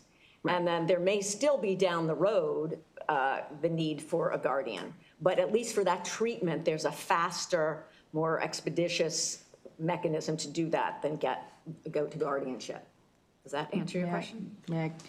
I'm just trying to, because if you have a person who's unable to advocate for themselves and has no one who stands in line to do that, a treatment decision is often a series of treatment decisions. So it may be a J-tube now, it may be a tracheostomy later, and I understand the membership may change and be formed and unformed and formed, or a hospital, at least under this, they could have a standing committee do that. So I'm still asking, you've got patients who, for the rest of their time there, they're going to have to be decisions. So is this expected to take the place of the guardian process, or just to be a filler so that the hospital's applying for guardianship, because this is going to be a long-term issue, but we've got something that needs to be done right now, and until that guardian is assigned, or then we need to have decisions now? That's Correct. what I'm trying Right. Thank you for that question. Right. It's the latter.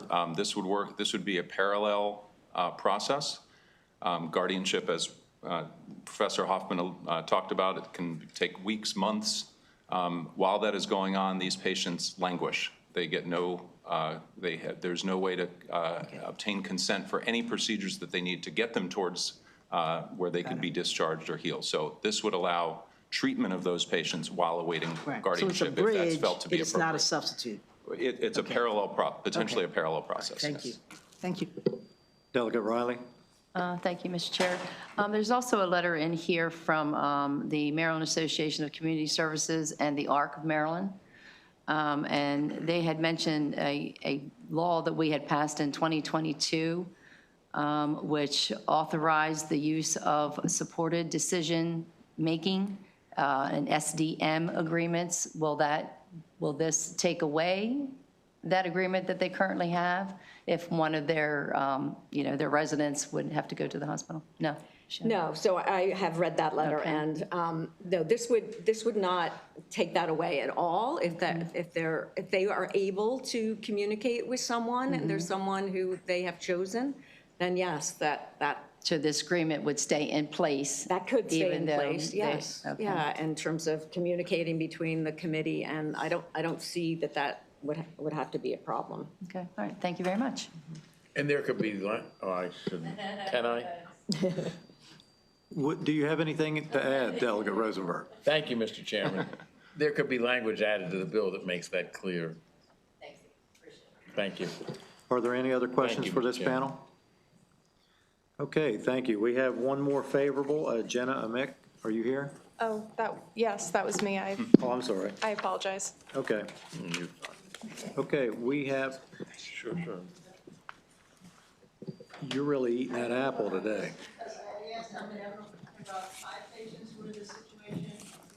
You said short-term hospitals, usually if a patient's very chronic, they're going to be transferred to another facility. Any idea of how many patients we're talking about in the state that Yes. this may I'm apply sorry. to? Yes, so there's not a good central repository of this information, but we looked at information from the courts to the best we can about how frequently hospitals are requesting appointment of a guardian for medical treatments. And I think the Administrative Office of the Courts indicated this was likely a significant underestimate, but it was about 225 or something like that. Wow. And of course, it was by jurisdiction. Of course, the larger counties and cities have more. Okay, thank you. Okay, thank you. Is there a Sandy Ballin? Another favorable? Can you make your way to the table? Thank you. Certainly.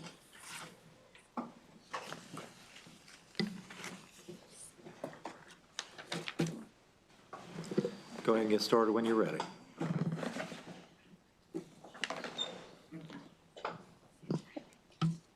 Good afternoon, Mr. Chair and committee members, and thank you for giving me the opportunity to provide testimony on House Bill 1323.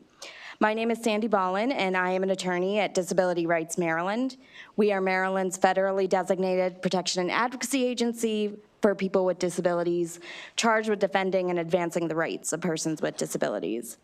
Currently, under Maryland law, absent a medical emergency that has been determined to lead to a substantial risk of death or imminent injury, hospitals must petition for guardianship before proceeding with a non-emergent medical procedure on a patient who is incapable of making an informed decision and doesn't have a legal representative.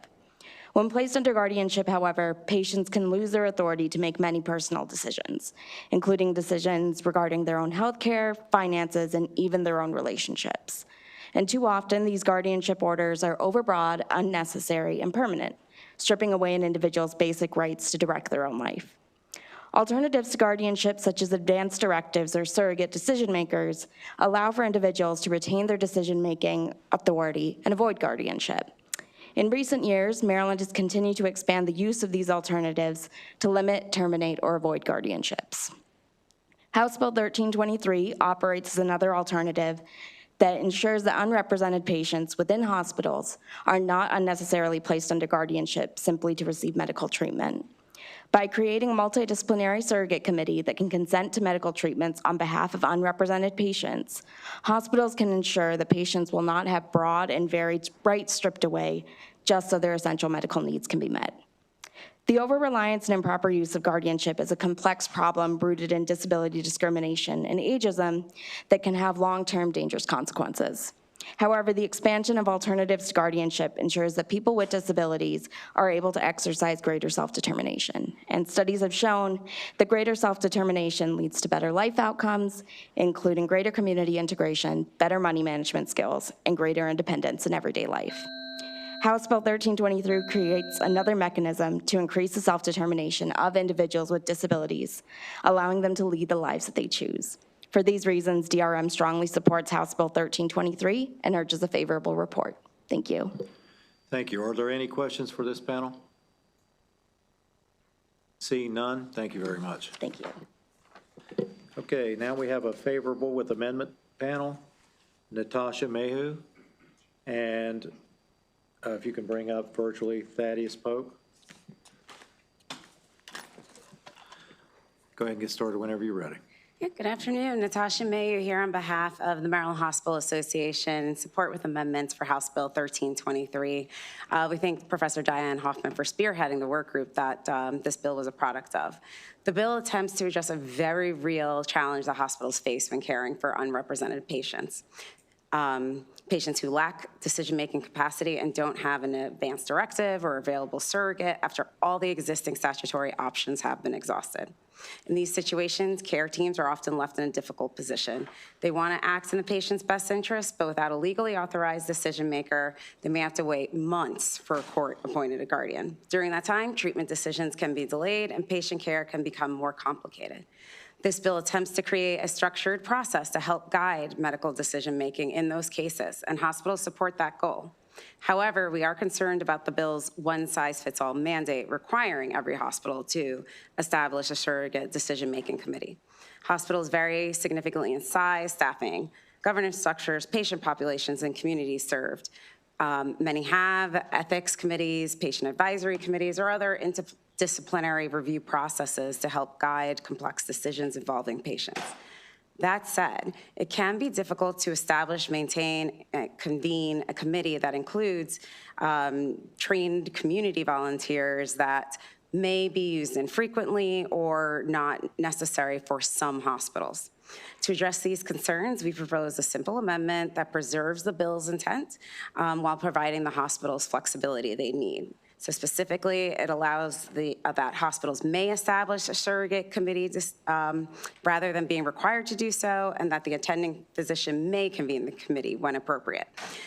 This change allows hospitals to use the surrogate model where it works best and can be most helpful, while still allowing facilities to rely on existing surrogate or guardianship structures where it's not needed. It is an additional tool in the toolbox. So we remain committed to protecting vulnerable patients and ensuring timely, appropriate care for individuals without a surrogate decision maker. So for those reasons, we request a favorable with amendment report on House Bill 1323. Mr. Pope, go ahead and give your testimony. Good afternoon, Mr. Chairman, members of the committee. My name is Thaddeus Pope. I'm a law professor. I'm speaking in favor of HB 1323.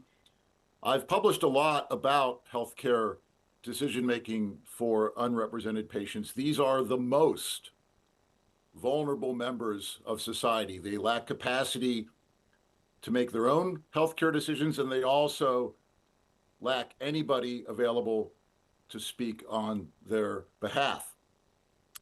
This bill provides a good solution to a big problem. It balances fairness and efficiency. It's far more efficient than having the hospital have to seek guardianship, but it also is fair and provides procedural due process that's far better than any ad hoc hospital process, such as the attending just making treatment decisions all by herself. I submitted written testimony, but let me just flag one small tweak. Is the definition of unrepresented patients is probably too narrow because it requires that the patient lack an advance directive. But you could certainly have an advance directive and still be unrepresented, because your advance directive, the instructions and guidance you put in there, does not speak to your current clinical situation. Or you have an advance directive appointing an agent, but that agent is unavailable. So you can have an advance directive, but given your situation, it's just not useful for decision making. And then I would say it's such a terrific bill that I do think it's unfortunate that it's only limited to unrepresented patients in hospitals and not unrepresented patients in long-term care, which is probably an even bigger population of unrepresented patients. Thank you. Thank you. Do we have any questions for this panel? Seeing none, thank you. So we do have one unfavorable. If you could bring them up, Ms. Laura Bogley.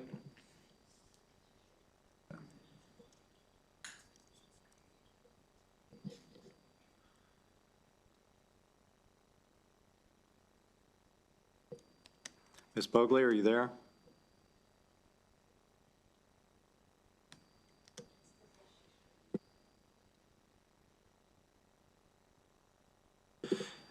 Ms. Bogley, if you're ready, go ahead and give your testimony.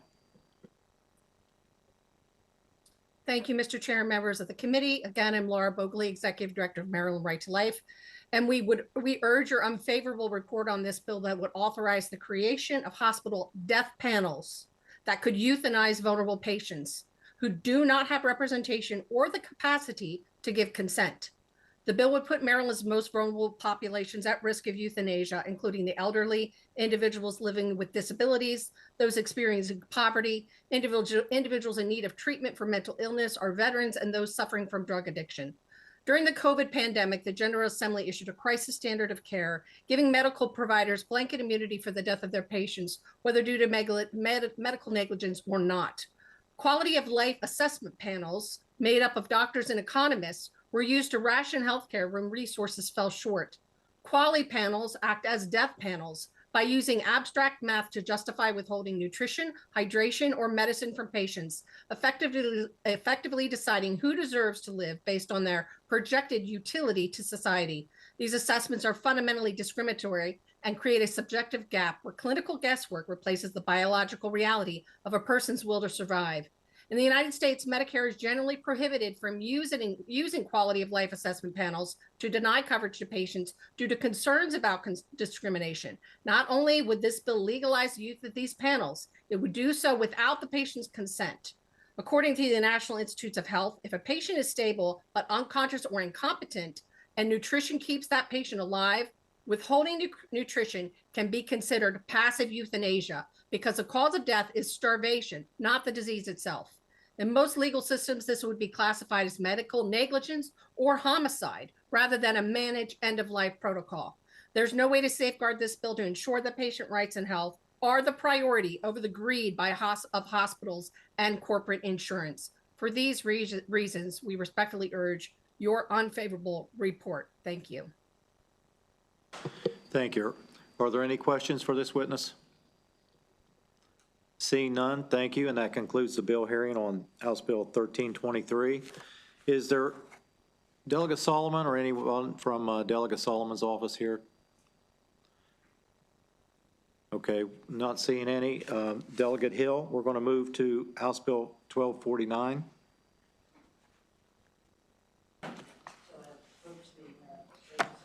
Absolutely. If you want to approach the table with your panel.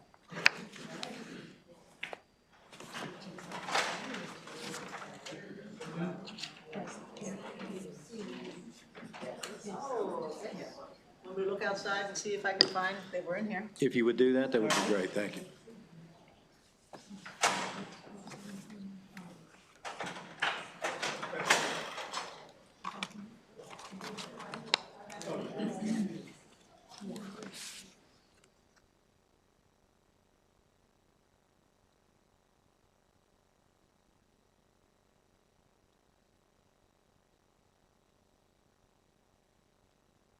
You will be enough. That's great. Scaring Matt out of here. Matt, you want to be on my panel? Go ahead and get started. This is so interesting. Okay. Well, good afternoon, Mr. Chair. And good afternoon, members. For the record, I'm Cherry Hill, representing District 12A in Howard County, and I'm here to present House Bill 1209, Certified Recovery Residences, refusing service to individuals receiving medication-assisted treatment prohibition. Okay, so what this bill does is it seeks to address a all too common practice where medical-assisted treatment or patients who are on medication, be it Suboxone, methadone, or other medications to stem the urges and help them to beat addiction and stay clean, are often prohibited for use when they are in recovery residences. So if they apply or they're for admission to these recovery residences, they're either told you're on a medication, therefore you don't get access to this facility, or they're told if you want to be here, you're going to have to stop taking your medication while you're here. And I think the members of this committee can understand, without me going to too much detail, why that's problematic. We're literally saying to folks, we're going to support you in your recovery, but we're going to hobble you at the same time. And that just doesn't make sense. So MAT is, as you know, a widely recognized, in fact, it's the gold standard for treatment of opioid use disorder. Because it reduces the risk of overdose, it supports long-term stability. And despite that, patients who are on medications often face different kinds of stigma, including what this is addressing, recovery stigma. There are those who feel that if you are on medications to support your cessation of use of addicting medications, opioids, that you're simply, exchanging one addiction for another. So you may not be using heroin, but you're taking methadone. You may not be using, whatever it is, but you're on Suboxone, and because you're taking that on a regular basis, we don't think that you fit with the culture of our recovery program. So this legislation really protects patients from being forced to make decisions about whether they're going to stay on the medically recommended treatment that's working for them, or they're going to choose to go into recovery by removing that as a criteria by which they can be denied treatment and access and residency in a recovery home. And that's essentially what the bill does. So it reaffirms recovery housing should be and can be a bridge to stability. It's not a gatekeeper that makes decisions over and above those of the treating providers as to what the patient should and should not be using to help them through this period and into stability. And with that, I'm done. We may have some virtual witnesses, and I said, I think Dr. Black was here. I saw him come in, and then I saw him leave, and I don't know if it was something I said, but he may be back in shortly. Do we have any questions for this witness? Yes. Delegate Kaufman. Thank you, Mr. Chair. I'm wondering if you've had a chance to read the Department of Health letter where they essentially say regulations can take care of this.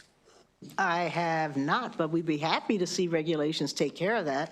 I think there is something about, having things of statute, but I will certainly have that discussion. I'm sure the advocates will be happy to have that discussion. I think the main point is that we want this practice to stop. Okay, I'll send you the letter. Oh, I have it. I just hadn't had a chance to look at it. Thank you. Okay. Any other questions? Delegate Ross. Thank you, Mr. Chair. Are there other reasons why? I always just thought that the residences have their reasons besides stigma for why they need people to stop that treatment. Are there any other valid reasons? Can they manage the medications well, or is there some other reason why they require you to stop? So most of the medications are either administered, if it's a shot, they can be administered on a weekly basis. They go in, obviously methadone's administered daily. I think that there are some concerns about the culture inside the House, and if we have, and I think that may be a question for the opposition, But if we have people in here who are on these medications, does that suggest that they're not strong enough to quit on their own? And what does that do to the other residents who are not on medication? So I think you can speculate about a lot of reasons, and I've heard some. And again, we do have witnesses who signed up. I don't know where they are, but I think they'd be in a better position to answer that. And I think certainly any opposition should be able to answer why they don't want to allow these people to reside in their facilities. Yeah, that would be helpful to know. All right, thank you. Thank you, Mr. Chair. Thank you. Are there any other questions for this witness? Is there anyone here in person that wanted to testify favorable on this bill? Okay, so we've got another panel. Could you make your way to the table, please? You disappeared on me. Okay, yes, okay, I was just good to see you. They just didn't want to sit up there with me. Okay, that's fine. The order got switched around. I like it.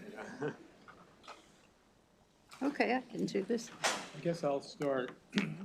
Thank you, committee members, and good afternoon. I'm Dr. Joseph Adams. I'm testifying on behalf of the Maryland, D.C. Society of Addiction Medicine in favor of HB 1249.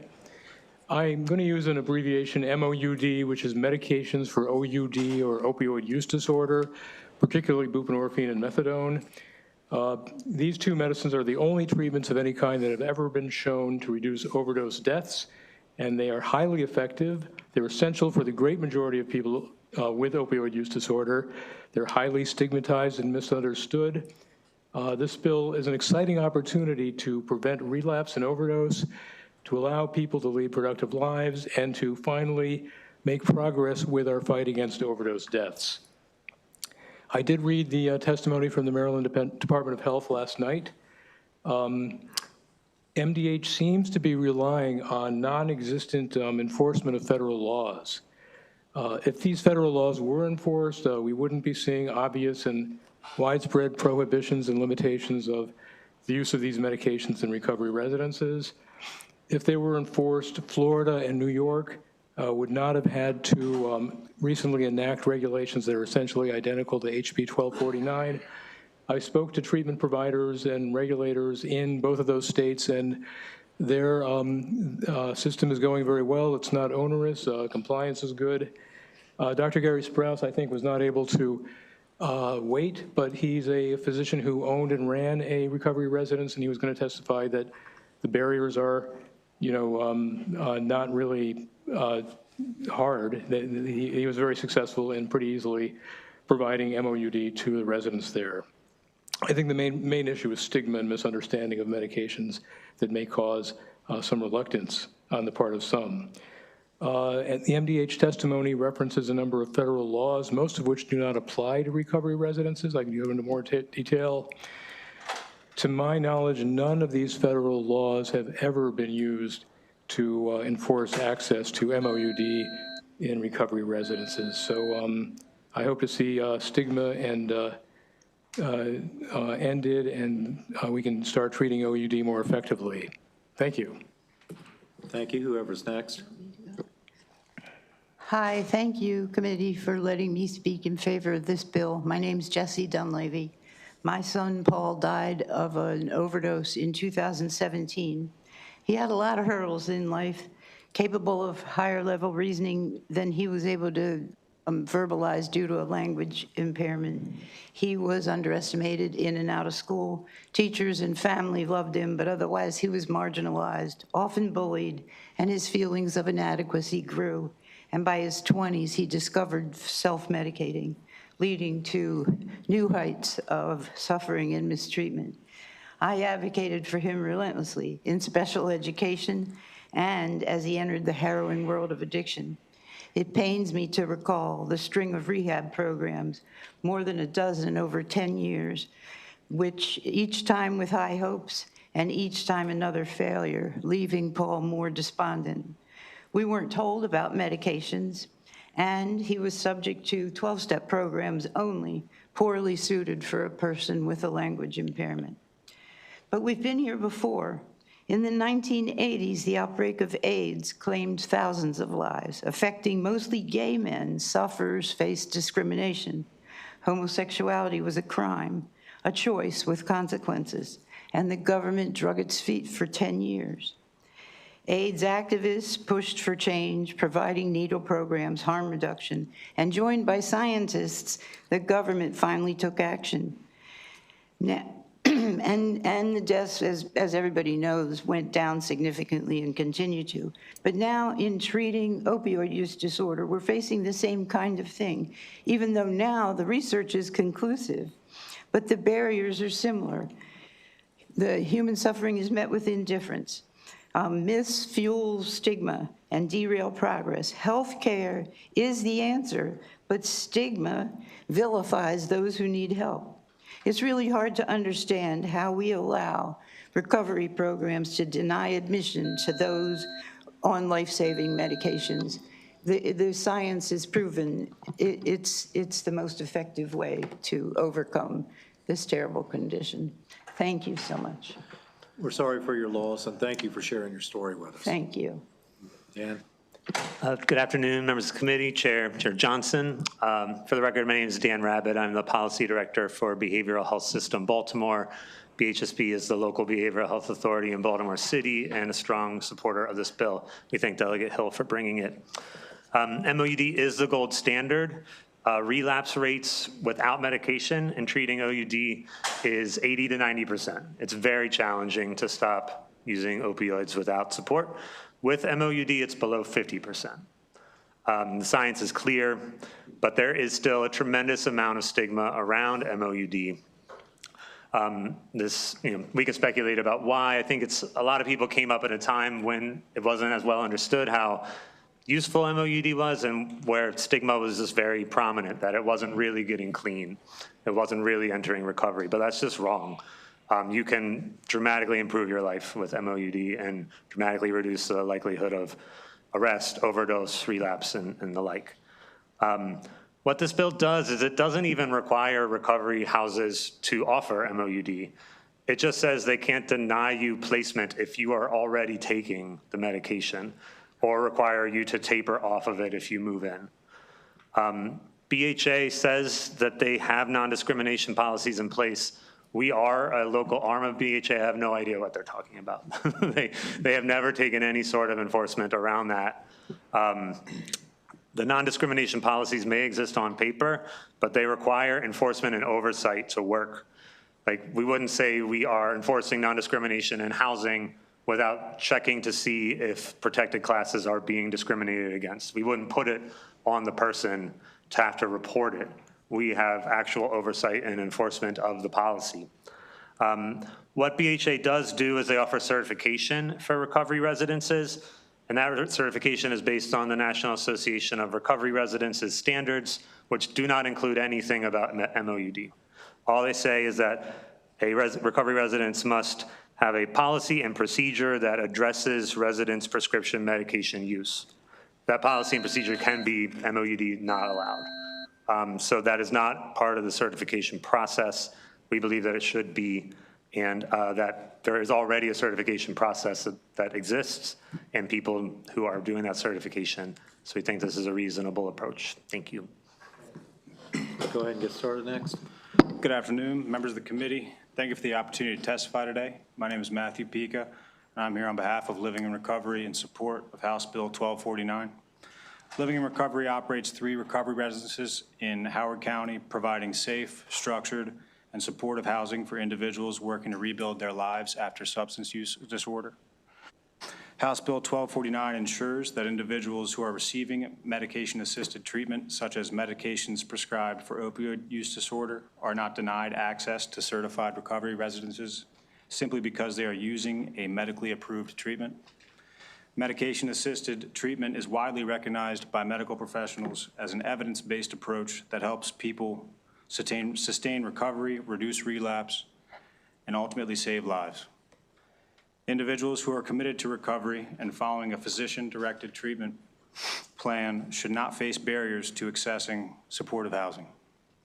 By clarifying that certified recovery residences may not refuse services or require individuals to stop medication-assisted treatment as a condition of residency, this bill promotes fairness, aligns recovery housing with modern medical standards, and helps ensure more Marylanders have a greater chance at long-term recovery. For these reasons, I am respectfully urging a favorable report on House Bill 1249. Thank you for your time. Thank you. Do we have any questions for this panel? Delegate Kaufman?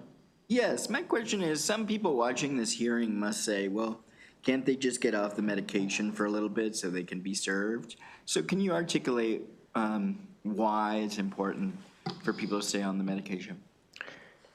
I could address that. This is similar to other medications for other chronic diseases. You know, we don't often ask that question for people with diabetes who are on long-term medication. Diabetes really normally is not cured, and neither is opioid use disorder. You know, and we just know by trial and error and, you know, decades of studies that have been published repeatedly that when many people who come off of their medication relapse and die. Some people do successfully come off of their medication. Generally, we believe that the great majority of people with OUD need one of these medications, buprenorphine or methadone, at least for a year or two or longer, or sometimes indefinitely. But many people do eventually come off. Some people do better when they stay on. It's kind of like a nicotine patch for tobacco addiction. A certain percentage of people stay on the nicotine patch because they just don't feel well without it, or their risk of relapse without it. Thank you very much. That's what I thought. Delegate Ross? Thank you, Mr. Chair. That analogy was very helpful. So I guess I'm thinking about, because I've visited a number of treatment houses, residences in my district, and I just think about some of this is their choice. You have people who will actually choose the abstinence-only model, and they want that. So what do we do with those people, the people who come in and say, I want to be treated that way? But taking buprenorphine is not. Let me finish, please, if I can. Yeah. And then for people who, and again, this is just something I'm just trying to reconcile this. I hear what you're saying. I'm not against a word of it. I just want to understand the other side of it. So what do we do with people who will come in and say they choose that path? They want this model. And then for residences who, that are already treating with this abstinence-only model, they can't refuse people who are on the treatment. So those people will be coming into a residence where everybody else is not under that same model. So I'm thinking about how they navigate that. So I'm just wondering what your thoughts are about, on the other side of this, are those particular residences, how do they handle that? I think it's important to understand that one on buprenorphine is not also abstinent. It's not an illicit drug. It's a medication just like Prozac or insulin or any other medication that people take for the conditions that they have. And so there's not like an abstinent club and a buprenorphine club. It's just all people in recovery. And some people choose not to take or don't feel they need the buprenorphine, but some do. I don't think it's counter to abstinence. I think the issue about what to do with people who are not on the medicine, living in the same house as people who are on the medicine, relates to kind of like a conflation of the medication with drugs, and that's very commonly what people believe. And when you kind of think of medications as if they were drugs, then it would be a problem to have people using drugs in your house. But the problem, I guess the issue probably stems from the fact that these medications are opioids themselves. Buprenorphine is the most commonly used medication. It's a partial opioid, so it's very different and safe. And really does not cause overdoses except extremely rarely with other medications. And it actually treats opioid use disorder. It doesn't really cause addiction. Methadone is also very different from illicit opioids. It's very, very slow acting. People don't really want to take it for any other reason than to prevent withdrawal. So it's okay to mix those populations. People who are, have a certain perception of them might think it's a problem, but it's really not a problem. There are plenty of houses that do allow anybody on mixed populations to live together. Mm-hmm. It's common? Yeah. Mm-hmm. Okay. Thank you. Thank you, Mr. Chair. Delegate Riley? Thank you, Mr. Chair. Yeah, I think I heard you said that with recovery persons that are on this, it's like a 50% recovery rate, that they do a lot better. Is that what you said? Okay. So is this a prescription? Yes. From a physician? Okay, thank you very much. Delegate Taveras?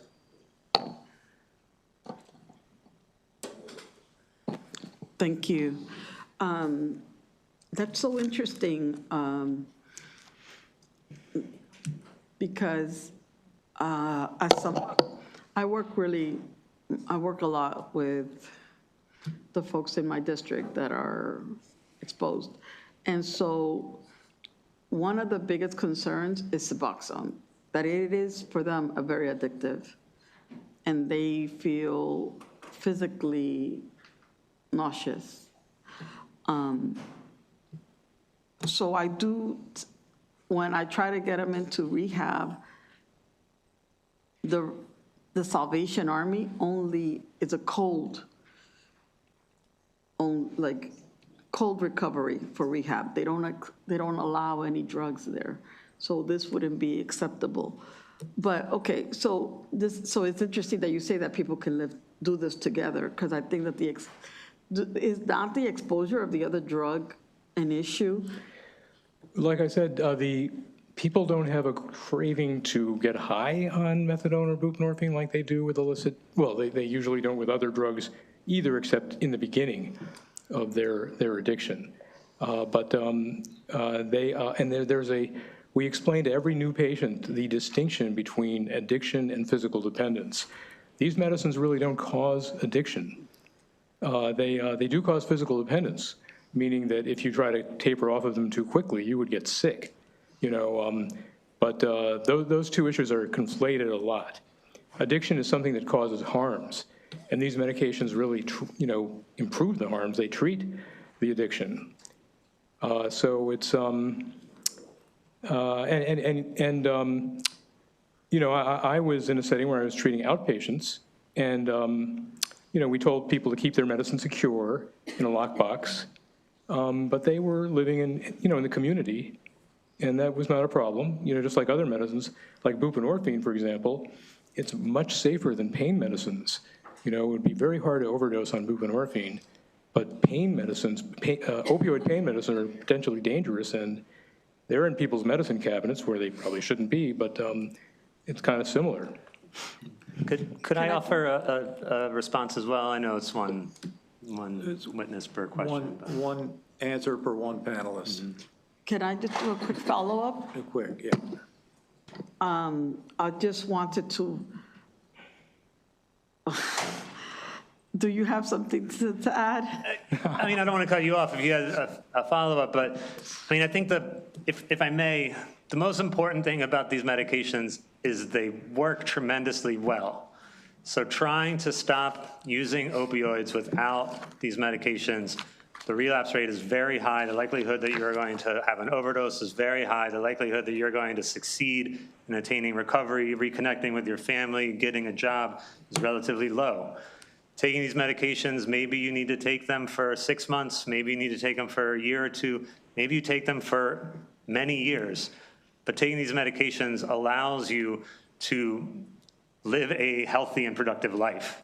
So some people don't like the idea of taking medications long term, but people have to do that all the time for behavioral health conditions. And so the research shows that these really do work. Can I I wanted to just do a quick follow-up because I didn't get to ask my question. Please, I just wanted to see, have you heard, how do people respond to ibogaine if they go to another country? I know that there are veterans that are going to Mexico and to other countries where this is accepted, and this is another way to step down from opioid overdose. Have you heard any? Whoever's best to answer the question. I wrote testimony in opposition to the ibogaine bill. I don't think it got it into your packet. I'm going to email it to all the members. But I don't think there's very much evidence that ibogaine is effective for opioid use disorder. Okay. Thank you. Are there any other questions for this panel? Delegate Hill? Thank you. I guess I don't know, with Dr. Adams or Mr. Rev, you all decide. I think, I'd just like you to clarify again, is having someone who is in a treatment house and is not using medically assisted treatment at risk of relapsing because there is someone in the house who is using a medication, in terms of how is that medication, and again, you said the house is not the one distributing, so presumably they have to go somewhere else so they get their dose in some way. Are they likely, this first person, likely to try and steal or get hold of the other person's medication, their Suboxone or their methadone, or which I don't think they can get hold of, because they want to get high?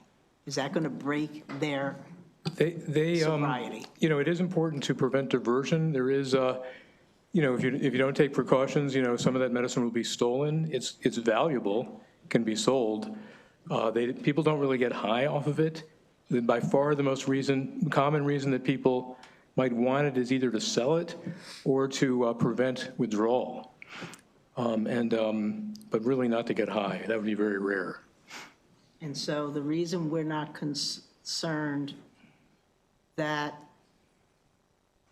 this is a problem for residents to allow people who are on these medications to be residing with people who are not is because?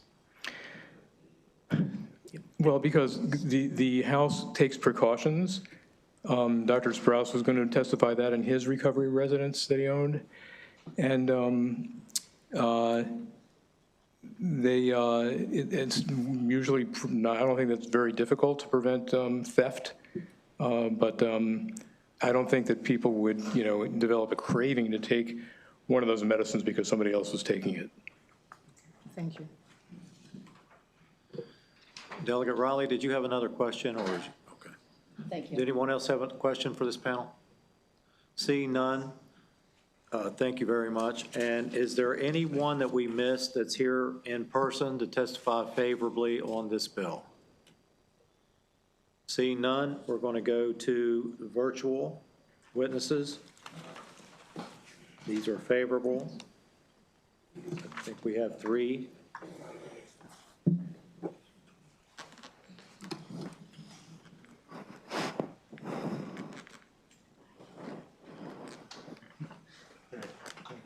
Chairs. No, they've been getting in people's way all day.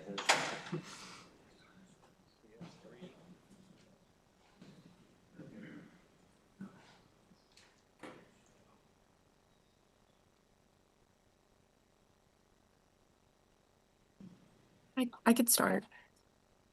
Good afternoon. Yeah, go ahead and get started, please.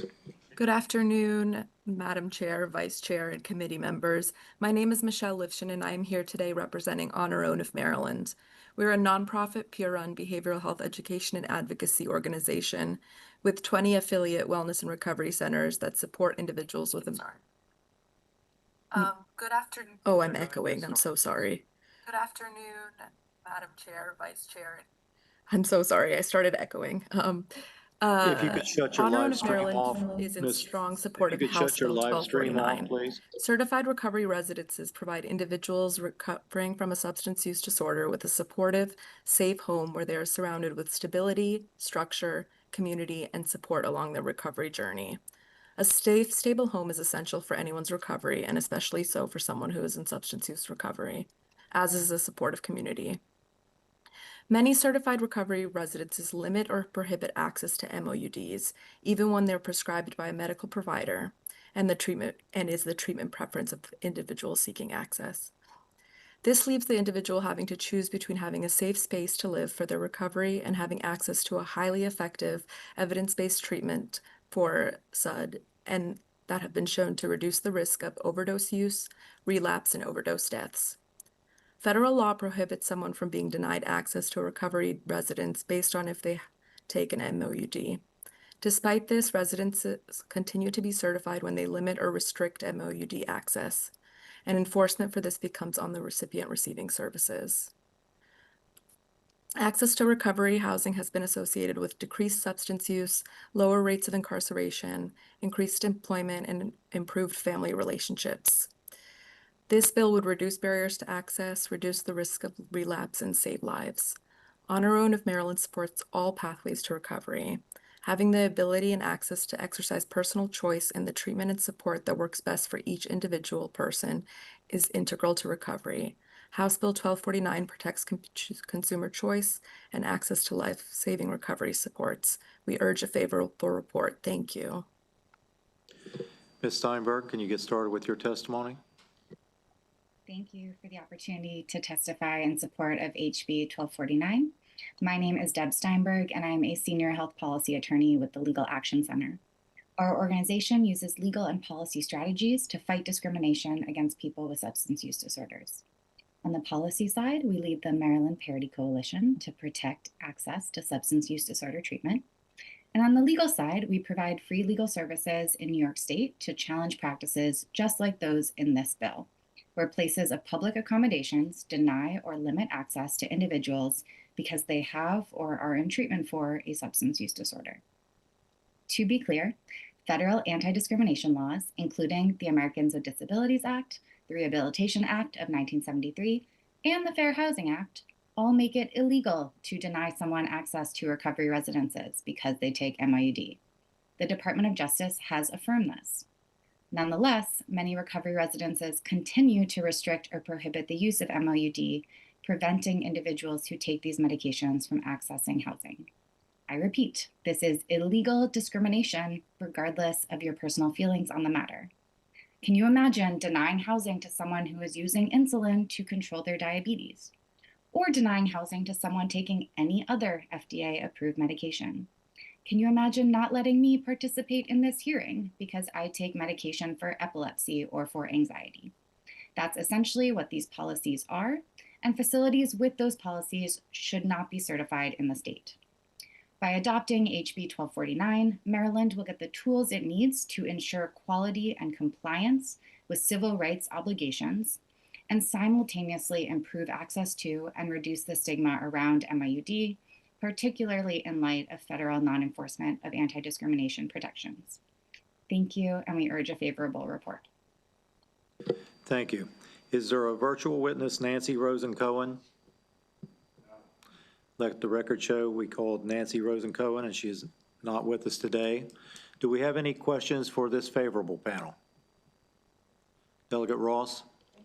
If this is already in violation, I believe you said, of the Disabilities Act or the Fair Housing Act, how is it even still taking place here in Maryland? That's a great question. I would love to resolve that as well. I think part of the issue is that many of these anti-discrimination protections, as others have said, rely on the individual who is being discriminated against to identify it and come forward and ask for relief. And many people, especially if they're new in their recovery journey or just the average person who doesn't know their civil rights laws, aren't in a position to do that. This bill is a great solution to that because it allows MDH, people who are actually reviewing these applications as recovery residences are being certified, to identify those barriers and remove them prior to those residences actually coming into the state of Maryland. So I think that's why this solution is so important. Okay, thank you. Thank you, Mr. Chair. Are there any other questions for the two favorable witnesses? See none, thank you. We're going to get to you right now, Mr. Sprouse. You're informational, so if you would go ahead and start your testimony. Sure. Hi, I'm Dr. Gary Sprouse, and I'm speaking on behalf of myself as a physician who treated patients in my office as Suboxone and who owned a recovery residence for several years. And what I find is that there's two questions that this bill brings up. One, does Suboxone work? And the answer, and I think from all the other witnesses that have testified, is that the answer is clear, it does work. In my own experience, I had 100 patients who had a heroin addiction, and I treated them successfully with Suboxone and was getting a 95% success rate in my office. So then the second question is, well, if Suboxone works, what is the reluctance for a recovery resident to not use it? If their goal is to help these patients get to be as good as possible, to be as healthy as possible, and to stay sober as long as possible. The evidence is very clear that Suboxone works. So as an owner of a recovery residence, there were two problems that I saw that were the biggest problems. One is, how do you secure the medication? And two, how do you supervise what's going on? And so in the recovery residence that we own, which was on the eastern shore of Maryland in a rural county called Caroline County, we had two solutions. One is we had a camera that was we had lockers that were set up that patients had access to the room where the lockers were, but they had individual lockers with their own lock. So someone would then supervise them as they went to where the lockers were, but they were able to get their own medications. And then there was a camera in front of that to monitor. And so between the camera and there was always a supervisor there, either a house manager or one of myself or my wife. So somebody was there to let people in. The second problem was this idea that you can't dispense medication. And so what I found is when people had their individual lockers that they were the only ones that had access to, then that eliminated that problem because we weren't dispensing. So if those two problems are eliminated and we know that Suboxone works, then I don't see any reason to have this bill not pass. This bill should pass to get rid of the final reluctance that houses have for using Suboxone. Thank you, Mr. Sprouse. Do we have any questions for Mr. Sprouse? Seeing none, is there an Aaron Braziz in the waiting room? No. Let the record show we called Aaron Braziz and he is not in the waiting room. Thank you. And with that, that concludes the bill hearing for House Bill 1249. Okay. What's that? Okay. The next bill is House Bill 1420. Delegate Solomon. Okay, thank you.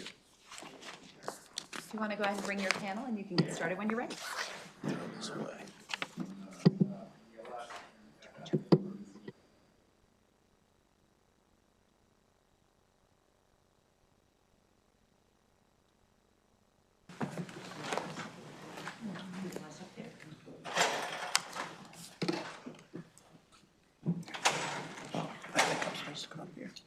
I don't think you're on our panel, but you're welcome to come up afterwards, yeah.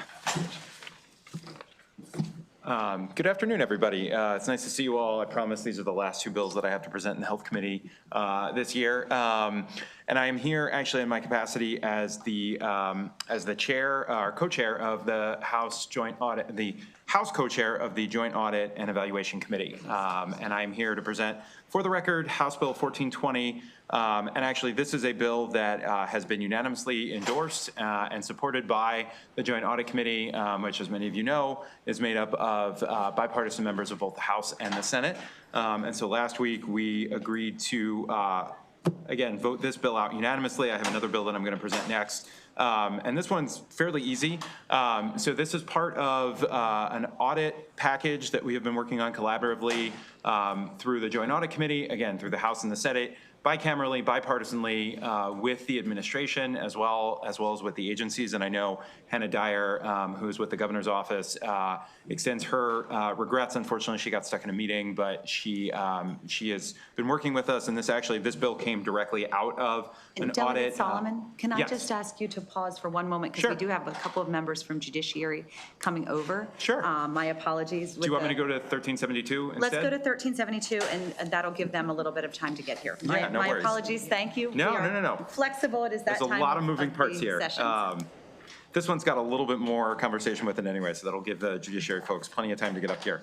All right, well, I will shift gears for a second, and I will switch over to House Bill 1372, which I will actually sort of reset a little bit from the outset. So this is also on behalf of the Joint Audit Committee. This one was not officially recommended for the only issue of, I think as many of you know, the fun part of getting bills drafted in the beginning of session is that we in the House have a couple of extra days to get a bill ready and dropped than our colleagues in the Senate.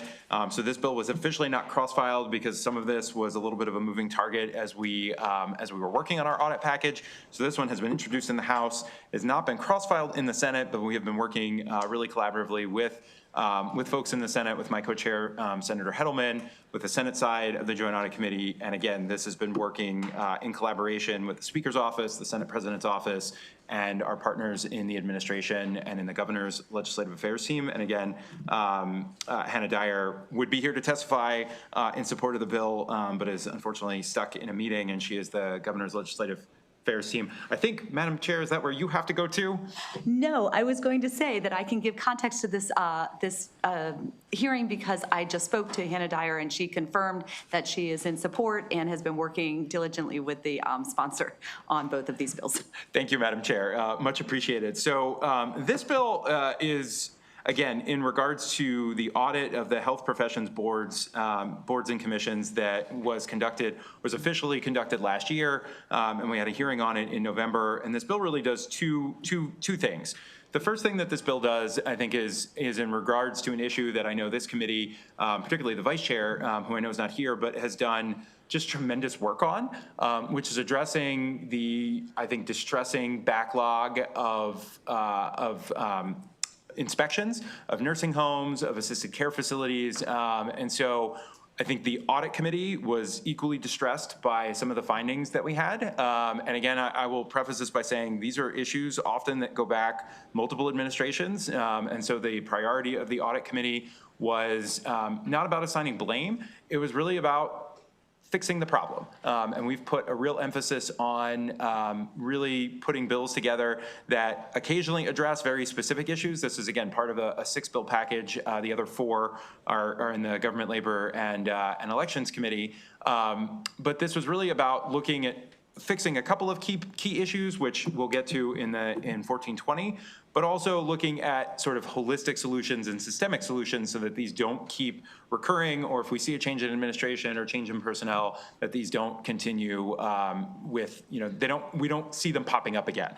And so the first thing that this bill does is simply requires the Health Commission, working with the Office of Healthcare Quality, sorry, you guys have a lot of acronyms that I'm getting familiar with in the health world, to publish essentially information on inspections. And so there's 4 things listed in the bill.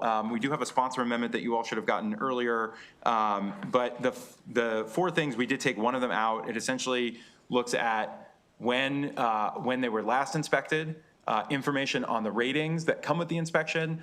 And then we did put in there the date of the next inspection. We are taking that out. We obviously don't want that information there. We want that to be a little bit of a surprise. And then the last piece is information on whether essentially that inspection is overdue or not. So that's just, we think, a very good governance, transparency item that should be available to folks as they are making decisions on where they want to place their loved ones. So that's part 1 of the bill, which I think, as you'll see in the testimony, is pretty widely supported by almost everybody. And again, we've been in really close communications with the governor's staff and with the folks at the agencies on drafting this. The second part of the bill, I'll admit, is a little bit of a head scratcher as I see a lot of the testimony come in from the different boards. And that is to literally create a commission to look at whether the administrative functions of the board, and I want to hammer that home, it is not about trying to redo the purview of the boards to regulate the professions by which they are set up to regulate. It is to look at the administrative functions, to look at things like the IT systems, to look at the payment systems, the actual systems by which people submit their documentation. Look at how the agency or the boards investigate claims of fraud or allegations that come up. And that is directly not only out of the audit, but the hearing that we had, again, before the Joint Audit Committee, bicamerally, bipartisanly, we heard some really, I think, distressing data. And again, this isn't to try to change anything. I think it's really important to understand that the Joint Audit Committee could have taken the tact of saying, we are going to put a bill together that recommends very clearly what these boards should be doing administratively. And we took a very different approach and said, we're not going to do that. We're going to set up a commission including members of the General Assembly, of the House and the Senate, folks from the Department of Health, folks from DLS, and I'll get to the one change that we made, folks from the boards. The biggest boards are given seats on the commission. We purposely did not want the commission to be, 30 or 40 people. We'll leave that to the committees of jurisdiction to make up their mind if they want to add additional folks. We do say that each commission has to have sort of a representative that is tasked with being available to the commission. But we purposely did not create a very prescriptive bill. We outlined the issues that we thought the commission should be looking at. And again, if you look at the bill, they are purely administrative functions. So I'm a little bit at a loss to see some of the testimony from the board saying we don't even want to have a conversation about whether our IT systems should be aligned. Because what we're not saying is you have to do this. We're saying this should be a topic of conversation that the commission should have. The other piece that I think many of us were a little bit stunned by in the hearing, and I would encourage you to go back and watch, I think it was our October Joint Audit Committee meeting. MDH basically said to us, they have almost no authority to compel boards to do things differently administratively. And so, again, one of the topics in this bill, and again, it is a topic. We could have said MDH now has authority to mandate that every board uses the same IT system, or that every board has a response in 10 days, or that every board, I mean, we literally still have boards who are only taking applications by paper, or taking a payment system by check. We could have mandated that. What we are saying is we want that to be part of this conversation, that there may be times where it is appropriate for us to legislate that the Department of Health has oversight, again, over the administrative functions of the board. And I know that your committee has done that. In the past, we've had pretty calamitous results from the Board of Nursing, from the Board of Physicians, who I met with, and they seem to be doing great. But they actually even said to me, the reason why our systems are so much better is because 15 years ago, the legislature literally legislated exactly what they wanted to see happen at the board. And I think the Joint Audit Committee's recommendations out of the audit was that we don't want it to get to a point where it is so terrible that the legislature has to step in and literally mandate every single thing that a board has to do, that we want to have this commission set up annually to look at sort of what's working and what's not. But it was pretty distressing, I think, for many of us to hear from the assistant secretary to say, if we have a board that hasn't responded to their complaints, or has a backlog of complaints, or hasn't met any of the timelines, or has audits that are really terrible, there's really nothing that we can do short of having meetings with them, but we can't mandate that they fix it. And again, we're not talking about the policy functions of the boards to manage the fields that they are managing. We're just purely talking about the administrative functions. So that is really that is the crux of this bill. It is creating a commission to have these conversations. The commission is, the bill is an emergency bill because we want the commission to start immediately. We also want the data for the inspections to be published as soon as possible. Obviously, there's going to have to be some time for the commission to get the information posted to their website, but we don't want this to wait until a bill were to take effect later in the year. Again, that was the intent of the Joint Audit Committee and our work. We will leave that in the hands of your capable brains, but that was at least the intent. The last thing I will discuss is just, we do have a sponsor amendment.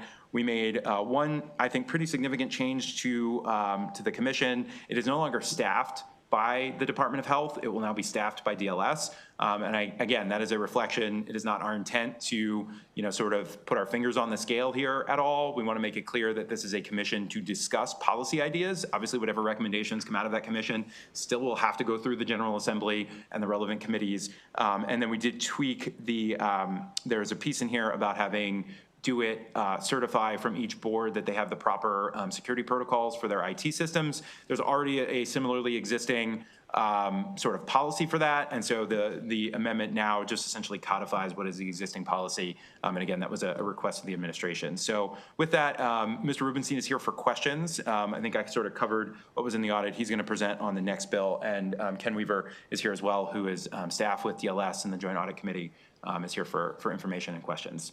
With that, I would urge a favorable report. Thank you very much for your testimony. Are there questions on this bill from the committee? Seeing none, Delegate Hutchinson. Thank you, Madam Chair. So thanks for bringing the bill forward. It is quite interesting in this committee. We see, sort of the spectrum of the boards at any given time, and I think some perform extremely well and some struggle. Maybe it's a staffing issue or that may be a part of it. So kind of two parts of it. Are you looking at it from also like a staffing aspect, or are you looking at a board aspect? And then from an IT standpoint, you're not mandating any IT changes. So if a board has a well-run IT system now, that's not being forced, but others may not have a good IT system. No, that's an excellent question, Delegate Hutchinson. Thank you for it. So to get to the first part, I think we would want all of that to be discussed among this commission. If it is, if it's clear that staffing levels are not appropriate, I think we would want, the hope would be that the commission would then recommend to the General Assembly, you should be investing more money in staffing. You should be filling these pins if that's what's coming up. And then to your second question, and the Board of Physicians in particular raised this, they have an IT system that works great. And so I think our perspective would be, we'd want them to share that, right? If they have gone down a route with an IT system that is really effective, fantastic. And I think their experience and their work would really inform, we hope, the work of the other boards. But the bill itself would not mandate that. I know that was brought up in a couple of the opposition testimonies. That language may need to be tweaked a little bit, that it is not our intent necessarily to say every single board needs to use one IT system. But I know this is already a huge priority for DoIT. They have actually put a hold on any major information technology project, MITDP, it's a mouthful, over $500,000 because they want to look at it from an efficiency standpoint. If there are, particularly for the smaller boards, if there's an opportunity for those boards to do one unified procurement, get one system that could work for 10 boards, that's what we should be doing. Our objective with this legislation and with the whole package of audit bills is really at its core to make sure we're using tax dollars efficiently, that we are getting Maryland government to work effectively for folks who are trying to get to work in many instances with these boards, and most importantly, that we are making sure that state government is protecting the most vulnerable folks, people with disabilities, children, our elderly, and making these systems work as best as they can. Thanks, Delegate. Thank you, Madam Chair. Thank you very much. Seeing no further questions, this concludes this panel. We do have a couple of unfavorable panels, which, as I have said before, if upon further information or reflection you have changed your opinion, you are always welcome to tell us that. So let me bring up Madeline Del Greco, Rhonda Scott, Laurie Kendall Ellis, and Sharon Oliver. And come on up to the table and you can give us your testimony.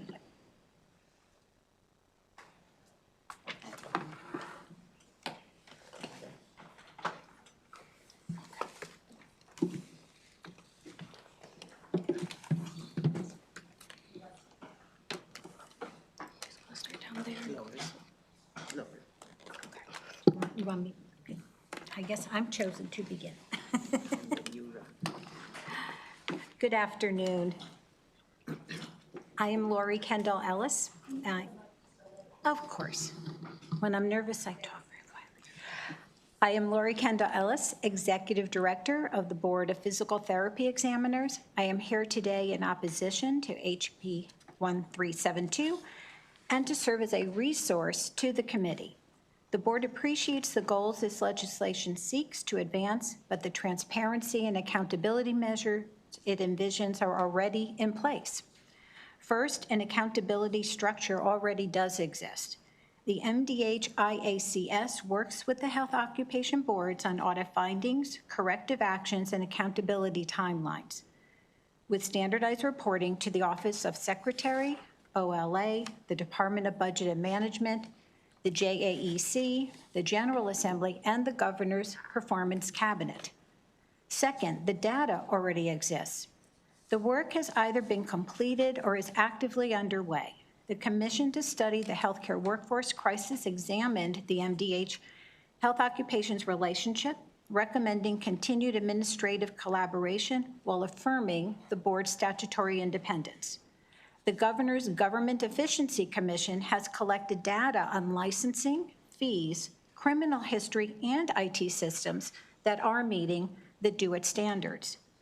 MDH Managing for Results is annually tracking licensing and complaint investigations, and its reporting methodology is currently being updated jointly by the Department of Budget and Management and the Health Occupation Boards. The more effective path forward is to build on what is already working, cross-analyzing existing data, and continuing to collaborate on meaningful solutions rather than creating a duplicative structure. The board's written testimony details concerns about the proposed commission's lack of inclusiveness. We respectfully urge that if the commission moves forward, the secretary appoint executive directors from all health occupation boards. For these reasons, the board respectfully requests that HB 1372 as written not be advanced. Thank you.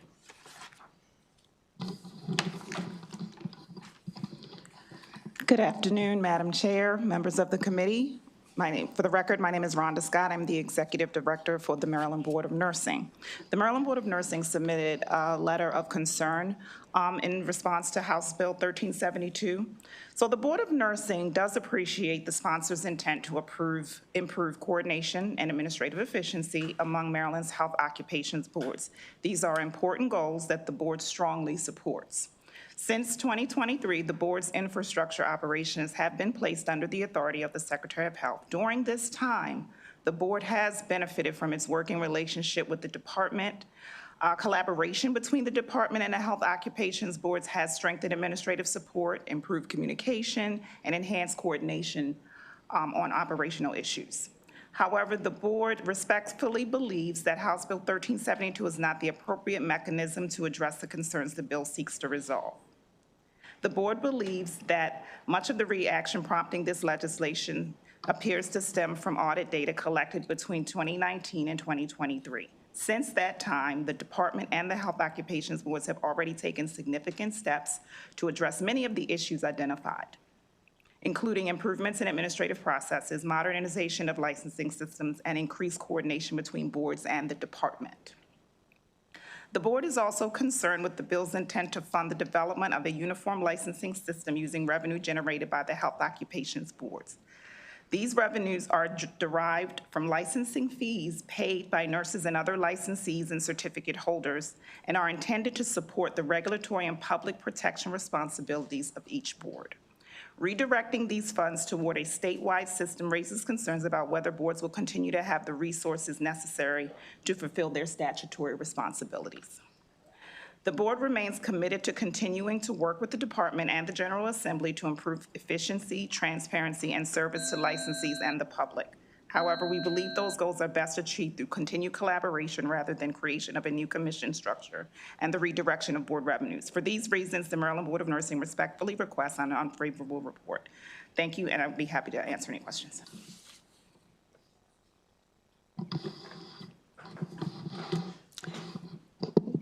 Good afternoon, Chair, Vice Chair, and members of the committee. My name is Sharon Oliver, and I'm the Executive Director for the Massage Therapy Board and the Chiropractic Board.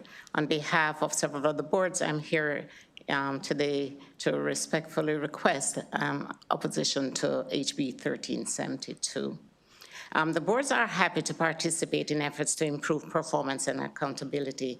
And in fact, as said by some of my colleagues here, the boards have already made significant recognized improvements since the audit period concluded in 2023. And I want to emphasize that point. The audit period ended in 2023. So the conditions described in that report do not reflect the progress that has been made since that time by the boards and certainly do not indicate an emergency.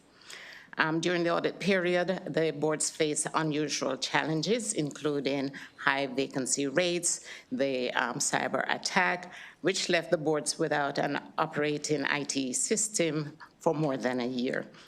Importantly, the audit did not include any findings recommending changes to the way the boards operate significantly. And the fiscal year 2027 budget analysis noted improvements in key areas, including filling vacancies, licensing activity, and complaint investigations, concluding that the boards now meet or exceed their MFR performance goals. We recognize that improvement is always possible. However, we are concerned that the proposed commission may study issues that have already been addressed. And we are also concerned, as stated before, that the boards which have direct operational expertise have not been significantly included in shaping the proposals and the approach thus far. I have been an executive director for many years, and I have observed my colleagues struggling to work collaboratively with many agencies. And it is somewhat disconcerting and disheartening to constantly hear that the boards are not performing when the data suggests that we have made significant strides. For that reason, I ask for an unfavorable report on this bill. Good evening, Chair, Vice Chair, and members of the committee. I'm Madeline Del Greco, Manager of Policy and Legislation at the Maryland Board of Physicians, here today in respectful opposition of HB 1372. First, the board would like to thank Delegate Solomon for his engagement with the board. We appreciate the opportunity to talk with the delegate and to share our recommended amendments. The board understands that there are valid concerns about performance of certain boards and is supportive of exploring improvement options. That said, the board has concerned about the proposed commission that have led to our opposition today. The board has concerns regarding the commission's proposed makeup. As drafted, HB 1372 requires that 2 legislators serve on the commission and designates the secretary as chair. Health occupation boards are intentionally structured to operate with a high degree of independence due to the nature of their licensure and disciplinary responsibilities. This framework ensures fairness for licensees and applicants, as well as the integrity of due process and board disciplinary functions. Tasking a commission with altering this relationship in a way that places greater authority with the secretary may raise questions about the appropriate balance between executive oversight and independent regulatory decision-making. Directing changes of this nature could create perception that licensure and disciplinary processes are subject to political influence. Maintaining clear boundaries between regulatory decision-making and other governmental roles has historically helped preserve public confidence in boards' impartiality, especially with decisions affecting licensees and the stewardship of fees collected by the boards. Delegate Solomon explained to us that there is no predetermined outcome of the commission. However, how best to appears to be directing the commission to make particular recommendations. For example, the bill advises that the commission will determine how best to establish a single comprehensive licensure system and how best to authorize the use of health occupation board regulatory fees to support that system. This language implies that the recommendations will address how to accomplish these tasks, not if these tasks are appropriate for all boards. To address this, the board has proposed amendments to clarify the bill language to better reflect the intent of the legislation as we understand it. You have my written testimony, and I'm happy to answer any questions. Thank you for your testimony. I'm going to go ahead and open it up to the members. Are there any questions from the members for this panel? Delegate Hutchinson. Thank you, Madam Chair. I don't know who to ask, but the way I'm seeing and understanding this bill is, each of the individual boards may have some challenges, some better than the others, but is there a mechanism within the state that the best practices of each board can be shared with the other boards? So if you're doing something great in Board of Physicians, can that be shared with nursing? And is there a mechanism to do that today, or is this the potential of what this oversight or commission could do to help facilitate that? I'm going to ask Madeline. I may defer to the executive directors of that because I do know they have meetings where they discuss their boards.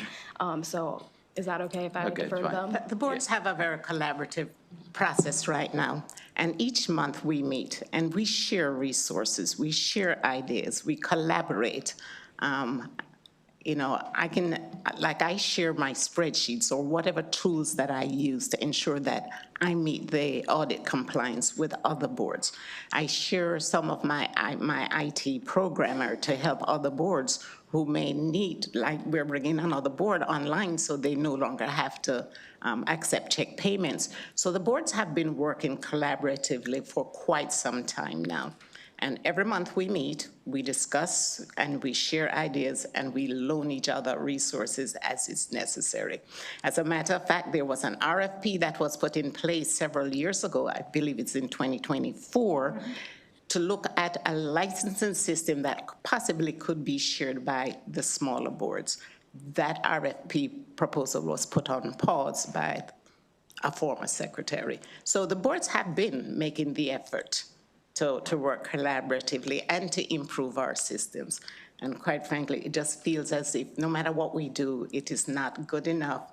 And because of policies and procedures, we are stymied from how we can progress to the next level. Got it. I've learned 3 things today, so thank you so much. You're welcome. Delegate Johnson. Thank you, Madam Chair, and thank you for coming to talk to us about this bill. You have to understand, as legislators, it's disheartening when we get audit after audit with repeat findings, time after time. So do you not think that a fresh set of eyes and somebody looking especially at the repeat findings would not help? So if I can just address that, if you don't mind. So we are always happy to engage and be a resource, as I said at the beginning. The bill is not inclusive of all the boards. It has selected, and we're not sure how or why, only certain boards. So inclusivity would certainly address part of what you're saying. As far as findings, I will tell you personally, for the Board of Physical Therapy, when the audit report was put together, both pre-audit, during audit, and post-audit, we requested to please individually list what are positives, what are negatives, what do we need to work on, what don't we need to work on, and we were told that it was easier to group and make a topic 14 boards. Who are those 14 boards? So in order for us to respond in an actionable and positive way, disclosure is important, transparency is important. And then, as Sharon said, we all sit down and share how to make the situation an improved situation. Not every board has a finding. Physical therapy has 0 findings. The next bill you're going to hear is a response by the occupational health boards to recognize a policy recommendation. But to group us all with this hat of repeat, and for 20 years is not accurate. So that's why we're here. We're here for all of you. We want to be a resource. We want to be collaborative. If a commission is going to go forward, why is it excluding some and including others? Shouldn't those with knowledge be at the table, as all of you are here today? And that's a really, really important piece that's troubling to executive directors of the boards. A follow-up, Madam Chair. So is that your only opposition, is just everyone not being on this commission? Not the only, as I stated, lots of work has been done. So are we not benefiting from information that has already been accomplished? Are we discounting those that served on a workforce commission? Are we discounting the Governor's Transparency Act, where a catalog was put together? We do a measure for results. We are accountable to that. Is that data going to be taken into consideration in addition to audit findings? And how do we pull that all together so that we move forward strategically as well as in a very smart process? So that, again, let's not discount what work has been done. Let's not discount the work that is being done. So how can we collaborate? And if that means that this committee feels it's through a central point, then so be it, but make sure that we're all at the table. Thank you, Madam Chair. Thank you. All right. Seeing no further questions, this concludes this panel. We have one more unfavorable panel. So if I can bring up Tiffany L. Smith-Williams, Elizabeth Garoff, Lee Broderick, and Karen Richards. And you can begin your testimony when you're ready.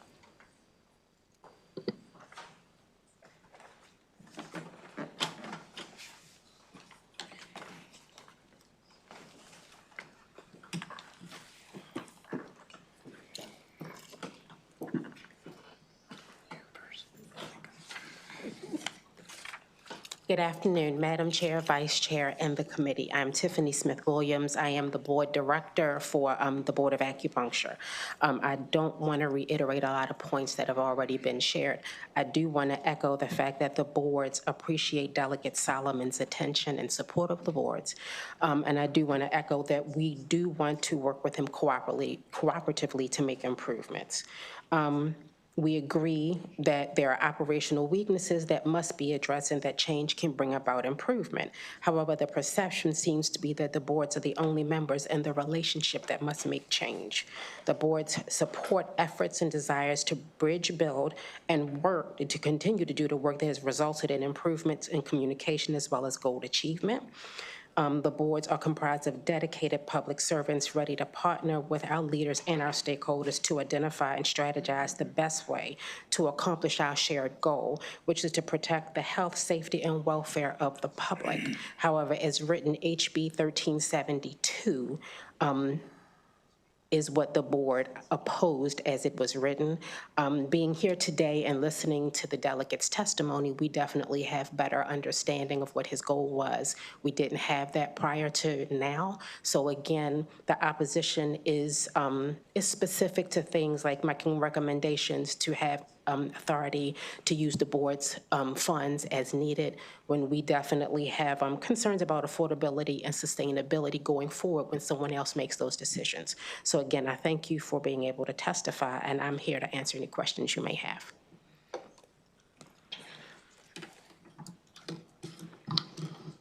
Well, good evening, Chair. Good evening, Chair and members of the House Health Committee. I'm Karen Richards. I'm the Executive Director of the Maryland Board of Social Work Examiners. I'm really not going to say too much, and I think my colleagues have kind of said a lot, and I don't think I need to add too much more. Our board does have some concerns about the need for the commission, the funding source. Again, we are always concerned about license fee increases, so we want to assure that that nothing is going to impact our licensees. Additionally, a little concerned about, what was the decision-making on the composition of the commission. I mean, our board's identified, I'm not quite sure why. I'm fairly new to this role. I've been in the role for 2 years now. I get a lot of help from my colleagues in terms of doing the work that I'm doing. And as a new executive director, I just have concerns about adding another layer of kind of what I see as bureaucracy, rather than spending time working within the already established framework that we have and seeking to find better ways to collaborate and improve the outcomes within the framework that's already established. So for those reasons and those shared in the joint opposition paper, we are requesting an unfavorable vote, and I'm happy to answer any questions. Thank you. Good afternoon, Chair, Vice Chair, and members of the House Health Committee. My name is Lee Broderick. I'm the Executive Director of the Board of Environmental Health Specialists, and I'm fairly new also to my position. I started last July, so I've been in about 5 or 6 monthly meetings with the other EDs, and I've been just very impressed with the kind of the integrity with which they approach their calling and their and just their devotion and the wisdom that I see there. And so I support everything that they've said. One question that's been raised to me a number of times with regard to this bill is, why is the Board of Environmental Health Specialists on this commission? We're like the smallest board, I think, or one of the smallest boards. We maintain about 600 licensees. I was hired to work 10 to 12 hours a week, and so just not sure how I'll fit this into it too. But anyway, I just, I don't know how to answer that question. So just curious there. And then that's pretty much it. Like Karen, I just am here supporting our other executive directors and would like to request an unfavorable vote on 1372. So thank you for your time. Good afternoon, Madam Chair and the members of the committee. I'm Elizabeth Guroff. I am a licensed clinical marriage and family therapist, and I sit on the Board of Professional Counselors and Therapists.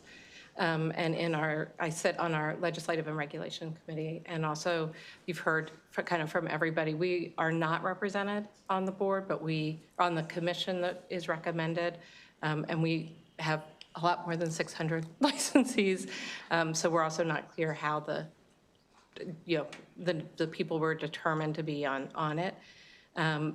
We don't support that centralized comprehensive licensure system, really due to the nuances of already the complexity of the ones that we are trying to manage ourselves, and have anecdotal from other states that have tried. I believe Pennsylvania tried a centralized one-size-fits-all licensing portal, and it did not work. And they continue to have significant problems in that process.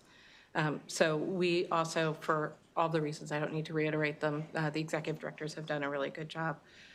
We also oppose House Bill 1372 and request an unfavorable report. And I'm happy to answer any questions. Thank you for your testimony. Are there any questions for this panel from the members? Seeing none, I'm just going to say, first of all, welcome to those of you who are new.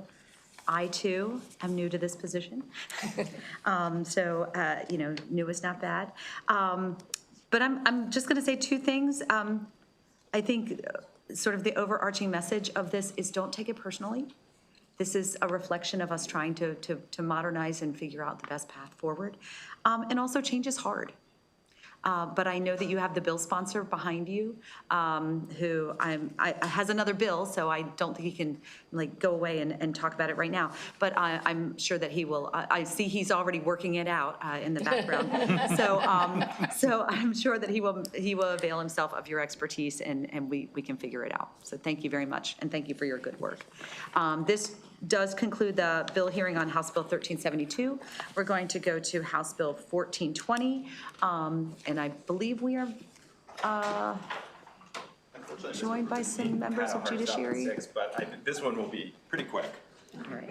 I don't think there's anybody in opposition to this. Yeah, so I think you just had a virtual, is that right? Yeah, it was supposed to be Mr. Rubenstein from OLA who was going to just do a quick sort of overview of some of the findings, but I think we're good without it, and he had a hard stop at 6 o'clock. All right, so you can go ahead and proceed.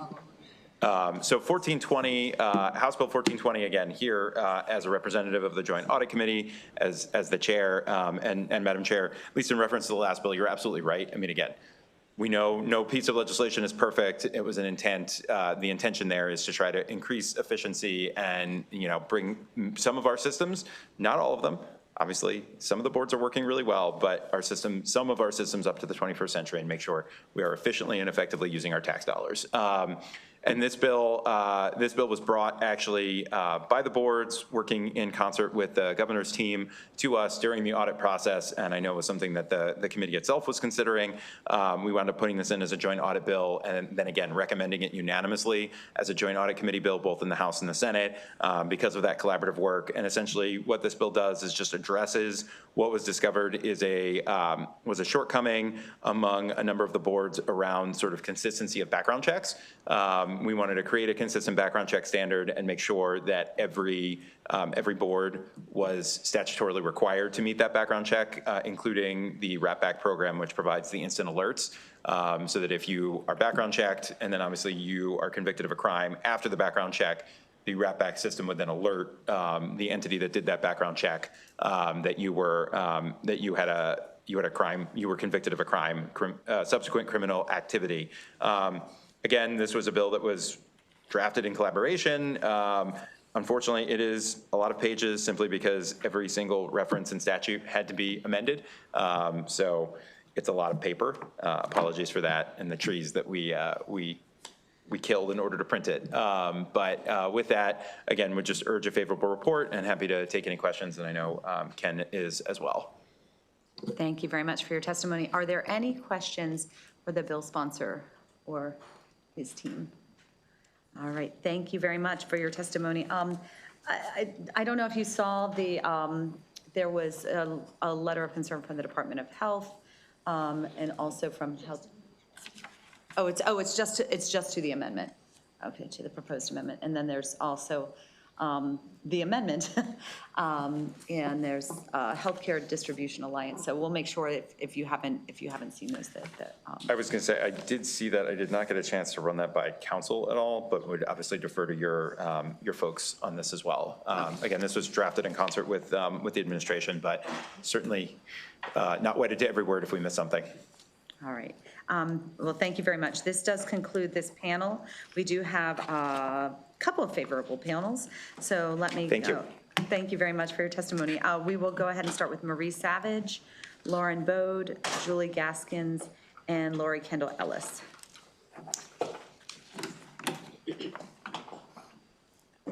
Want to get started? Good afternoon, Marie Savage. I'm the Director of the Maryland Board of Dietetic Practice here in support of House Bill 1420. The Board of Dietetic Practice currently does not have criminal history record check authority or RAP authority, so we are here in favor of this bill. I'm here to answer any questions you might have. Thank you. Good afternoon, Chair Bagnall and members of the committee. My name is Julie Gaskins. I'm the legislative liaison for the Board of Pharmacy here today to strongly urge your support for HB 1420 as introduced and to respectfully oppose the amendments. The primary charge of the Board of Pharmacy and the other health occupations boards is to protect the public, but some boards lack the statutory requirements for comprehensive fingerprint-supported criminal history checks. HB 1420 remedies this by establishing the specific statutory requirements to fulfill federal requirements under 34 U.S.C. Section 411 and 28 CFR Section 50.12. Opponents suggest removing fingerprinting and amending language for immediate supervisors. And first, the fingerprinting is a legal and technical safety necessity, not a bureaucratic hurdle.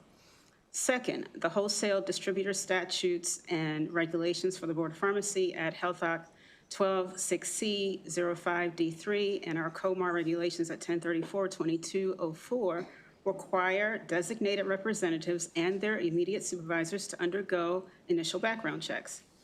Mandatory fingerprint-based CGIS checks enable the Board of Pharmacy to use the FBI's RAP-back service for real-time notifications of subsequent criminal activity. Without this, the board only receives a one-time snapshot of an applicant's history, remaining unaware if a licensee is arrested or indicted later. The RAP-back participation also requires that states meet the federal law under 34 U.S.C. Section 411 and 28 CFR Section 50.12 by having an approved state statute for criminal history record exchange for licensing, and then two, by requiring a fingerprint-based identification for positive matches. It is for these reasons that we respectfully request that the committee return a favorable report on HB 1420 as introduced. Thank you.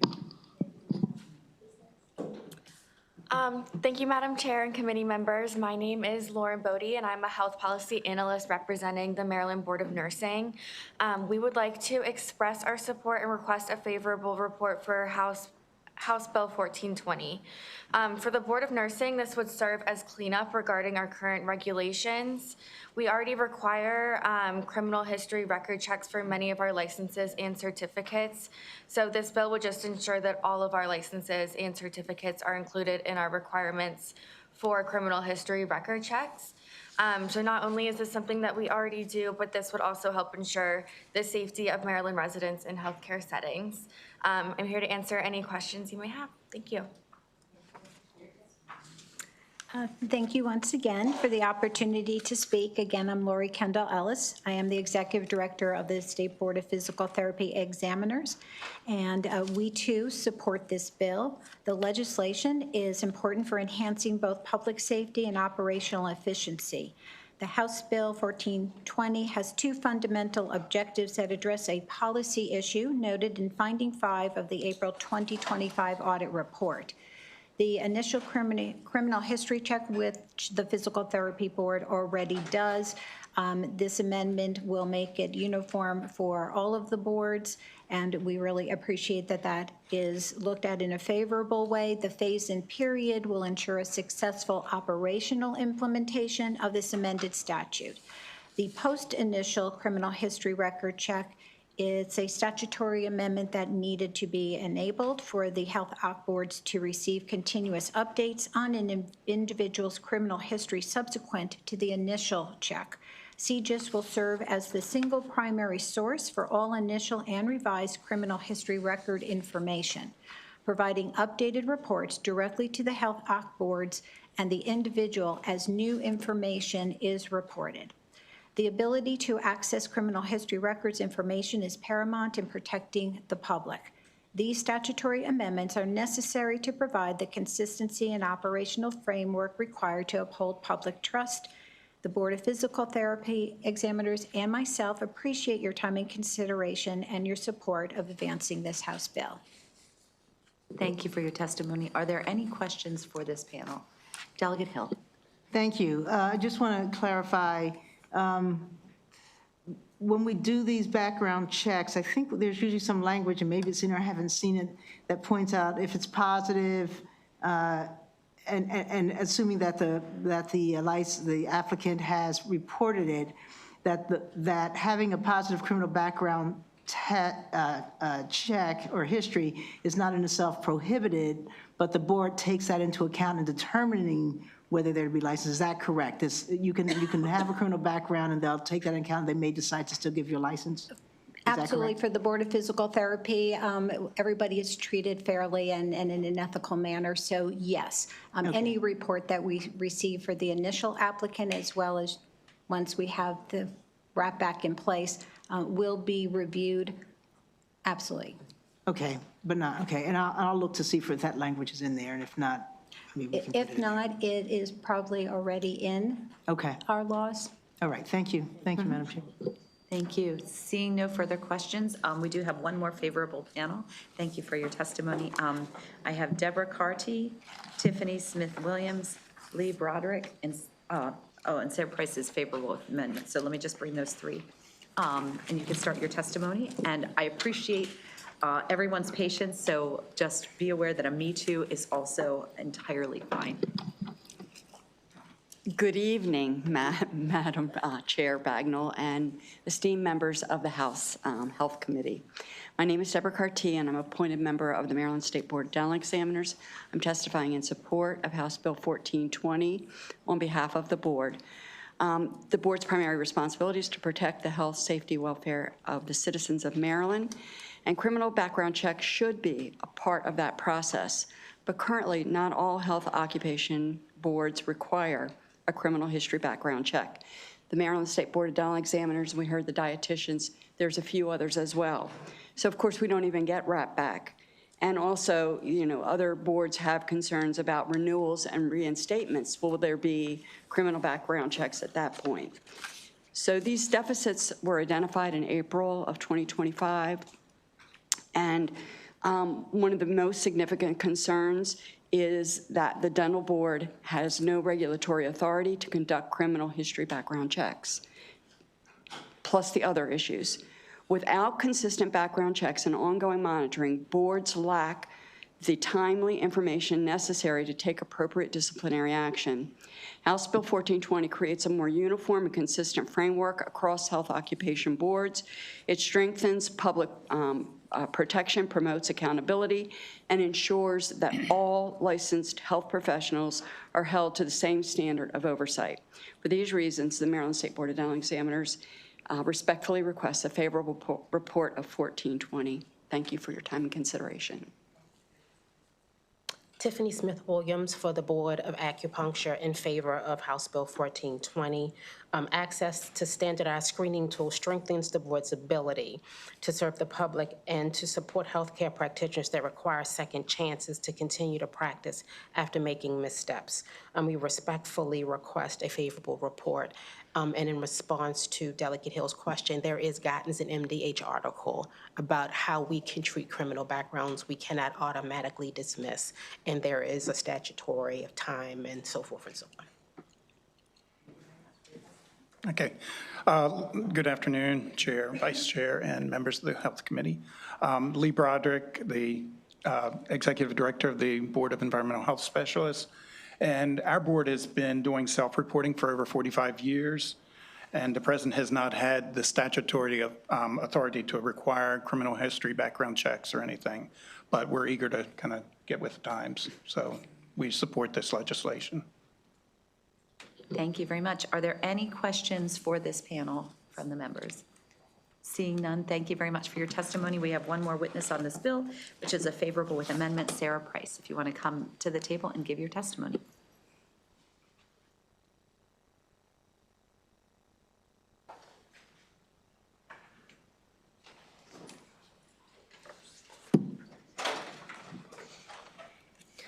Good afternoon, Madam Chair and honorable committee members. Sarah Price on behalf of the Maryland Association of Chain Drug Stores.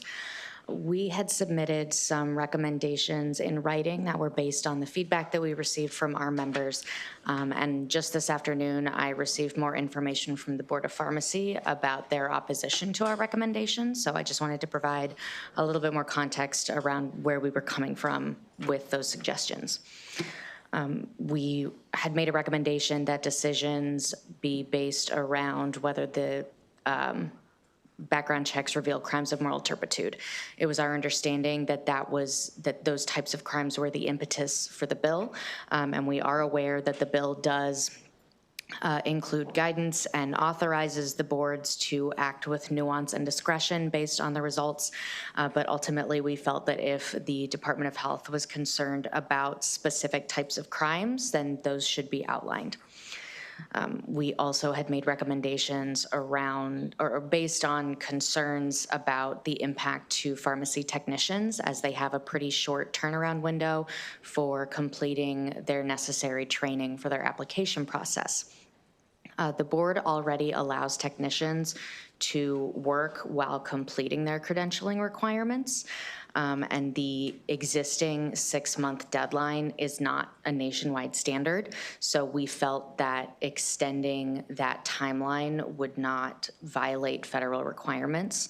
And we are aware of the one subject rule for legislation in Maryland. So an extension suggestion was meant for general consideration. We did not expect that language to appear in this bill, but that was suggested as an alternative to our members' desire to see technicians exempted. We didn't know if that would be acceptable to the legislature, which is why we made the extension suggestion. So, thank you. Thank you very much for your testimony. Are there any questions from the members for this witness? Seeing none, thank you very much for your testimony, and we will definitely take it under consideration. This does conclude the bill hearing on House Bill 1420, and we are now going to go to our last but not least bill of the day, House Bill 1284. This is residential service agencies, private duty nursing, on-site nurse training programs. Delegate Gazzoni, if you want to approach the table, and you can bring your witness panel and begin your testimony. And I believe we have one virtual witness for this bill. Okay, so we'll bring up your virtual witness as well.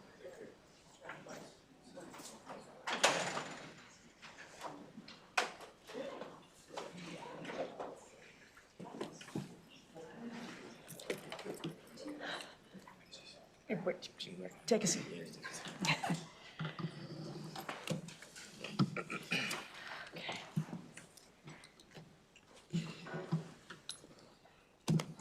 Good evening, Chair and members of the committee. I'm going to start out by saying thank you to my panel for waiting an extraordinarily long time because I wasn't able to be in this committee for a long time.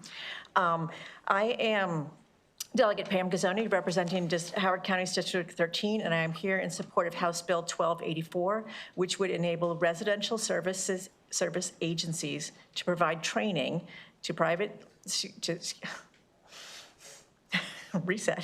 to a licensed private duty nurse in place of the clinical experience requirements. Private duty nurses are an essential component of Maryland's healthcare system, providing in-home care to vulnerable patients, often children with complex chronic conditions, so they can lead full and meaningful lives. Their services ensure continuity of care, reduce preventable hospitalizations, and deliver compassionate, individualized support that safeguards patients' safety, dignity, and overall well-being. Yet, like many other areas of the healthcare workforce, a complex web of issues has led Maryland to face a shortage of private duty nurses. Without adequate access to these services, many children are forced into prolonged stays in far more expensive settings, such as hospitals, separated from the comfort and stability of their homes. This shortage is compounded by the fact that Maryland I'm sorry, I'm very tired today, has experienced requirements for private duty nurses that are among the highest in the nation. Keep breathing.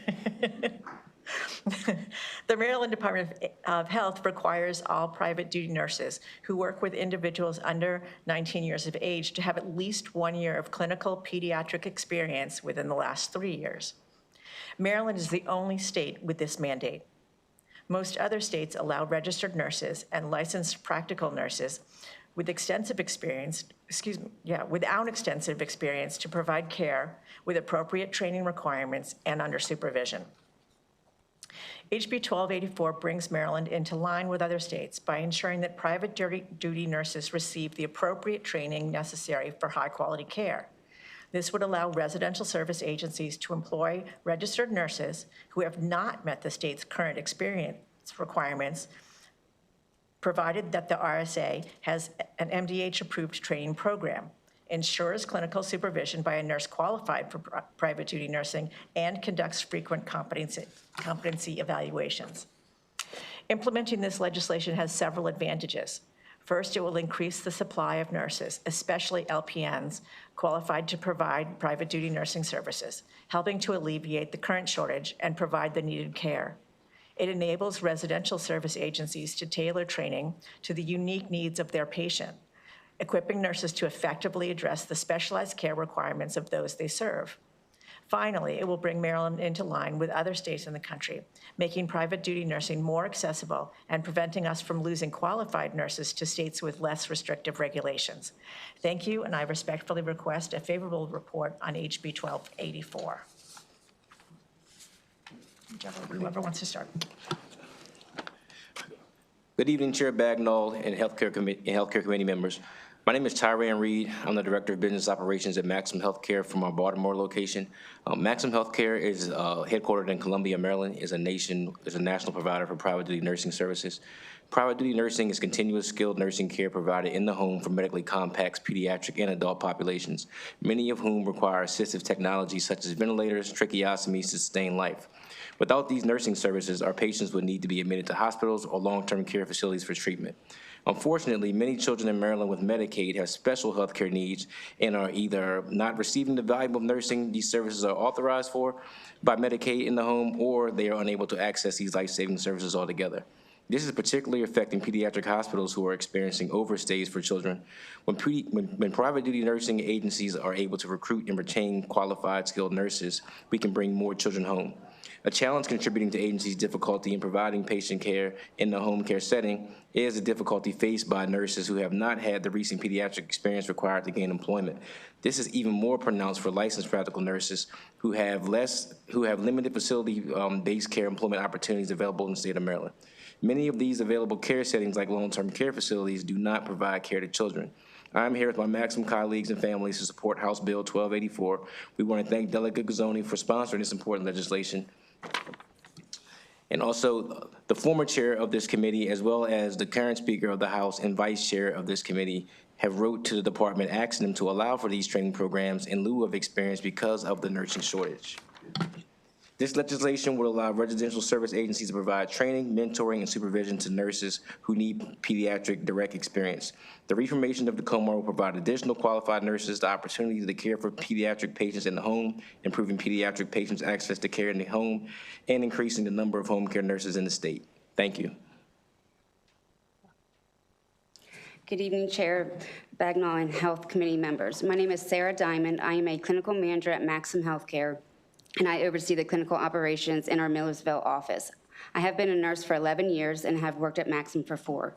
I have experienced firsthand how current regulations restrict our ability to hire qualified nurses within Maryland's workforce. Although the intention of the Maryland regulation is safety, the practical impact is that many highly skilled nurses are disqualified from providing care to patients who need them most. I want to share some real examples from our office. Scenario 1. A candidate with 7 months of high acuity hospital experience was fully competent to serve one of our medically complex patients. However, because she had not yet reached a full year of clinical experience, we were unable to hire her.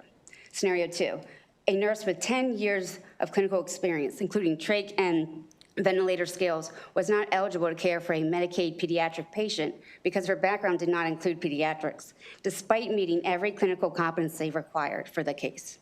Scenario 3, a tenured Maxim nurse who previously cared for pediatric patients was effectively barred from returning to a Medicaid pediatric case because he had spent the last 4 years assigned to a single adult medically complex patient. Although he meets all competency levels as a sound clinical judgment, his work history no longer meets the state pediatric experience requirements. Sorry. These situations demonstrate why Maxim has invested in the past 10 years with comprehensive training programs designed for safety, competency, and ongoing support. Recently in Virginia, we had 143 nurses complete the trainings, and in Pennsylvania, we had 100 nurses.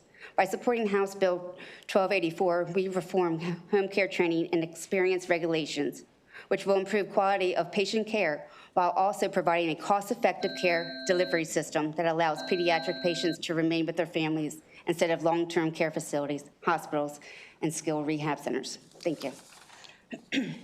Mr. Olatilo, you want to give us your testimony? Yes, please. Can we hear me? Dear Chair Bagnall and Health Committee members, my name is Ade Olatilo. I am the Area Vice President of Clinical Operations at Maxim Healthcare. I oversee the operations in Maryland and New York. I have been a nurse for 26 years and worked at Maxim for 18. Maxim provides skilled nursing services to individuals with significant medical needs, such as complex neurological and degenerative disorders. These individuals require ongoing clinical oversight and specialized care that needs to be delivered by a specialized nurse professional. To support these medically fragile individuals in their homes, we utilize RNs, which is registered nurses, and licensed practical nurses to deliver the tailored care that they need. Maxim utilizes skilled advancement program to train our nurses for pediatric, tracheostomy, and ventilator experience to advance their experiences. One of the most utilized skills that we use is the ventilators training that was conducted and actually created in partnership with Johns Hopkins University. In addition, we have a nervous nurse program that makes us train nurses from day one to when they get their experience for a year. Nurses who have advanced training and expertise is very limited, and we don't have that many of them that are even pediatric experience. So we implore that the committee supports House Bill 1284. Thank you very much. Thank you. Does anyone have questions for this panel? Yeah, I know it's time to go. Delegate Gazzoni, there's some Board of Nursing discussion. They seem to think that this is about new nurses who don't have any clinical experience, and that they can't get the experience they need if they're simply being preceptored in one of these homes. Is that the goal, to get newly licensed nurses in here? Or is there some confusion about the bill? I'm going to let them respond because they have much more awareness of the types of people that they're Okay, moving in. and maybe some language that needs to exist. clarify or something. Yeah, can you? Yeah, it's not for new nurses. As a couple of the scenarios pointed out there, you know, there's nurses that have 10 years experience, specific experience those patients. It's the fact that they have to have that year's experience within the last 3 years. Correct. So you could have been a nurse working with pediatric patients for 15 years, but then in home care, you might work with a adult patient for 3 years, and now that pediatric experience is irrelevant. So you can't service these Medicaid patients that we may have, and a lot of those patients may end up going without coverage, and some of those nurses. So we end up losing. are you willing to work with, if I may? Yeah, go ahead. Willing to work with the sponsor and the Board of Nursing to clarify that these folks that they're concerned are also grabbed in there? That would be a problem, that you're not grabbing those nurses?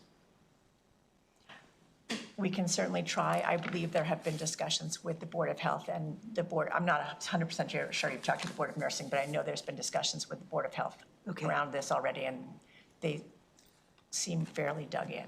All right, Yes, thank you. we've talked to the Board of Nursing about this, and they. Sorry, I'm sorry, Mr. Oh, There's I'm only sorry. one answer per panelist. Oh, Thank you. sorry.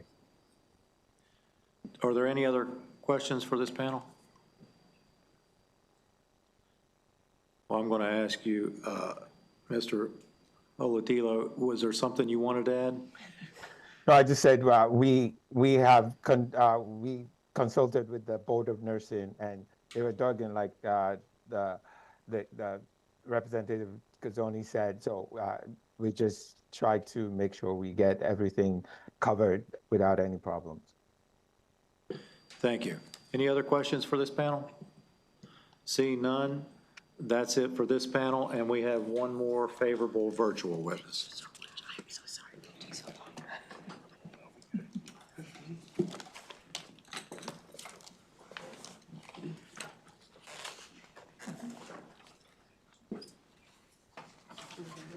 Oh, sorry. Yeah. Is there a family member? Mr. Cheatham, are you there? Yes, hi.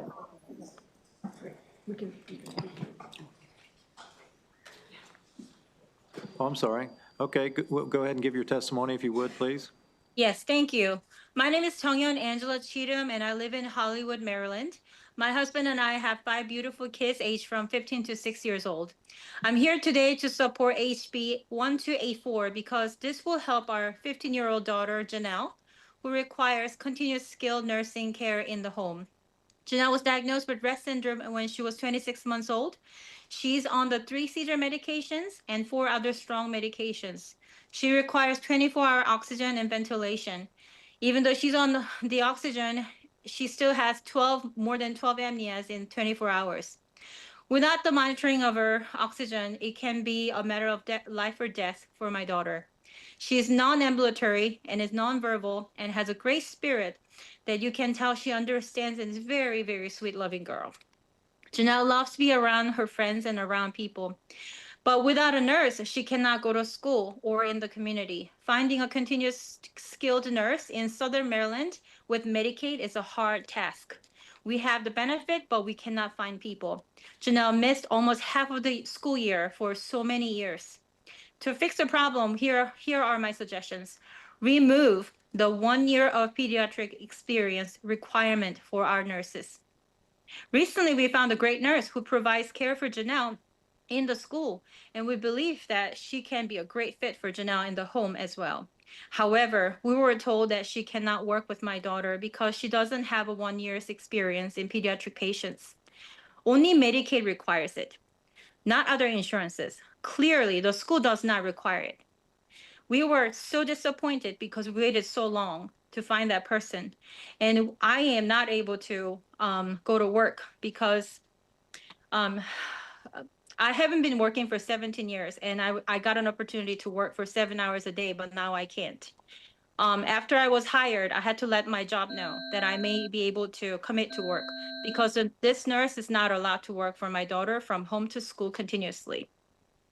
On another occasion, I had some friends who went to nursing school and were willing to work for my daughter right after graduating in the past. But because of the 1 year of clinical experience and pediatric requirement, our option is lost.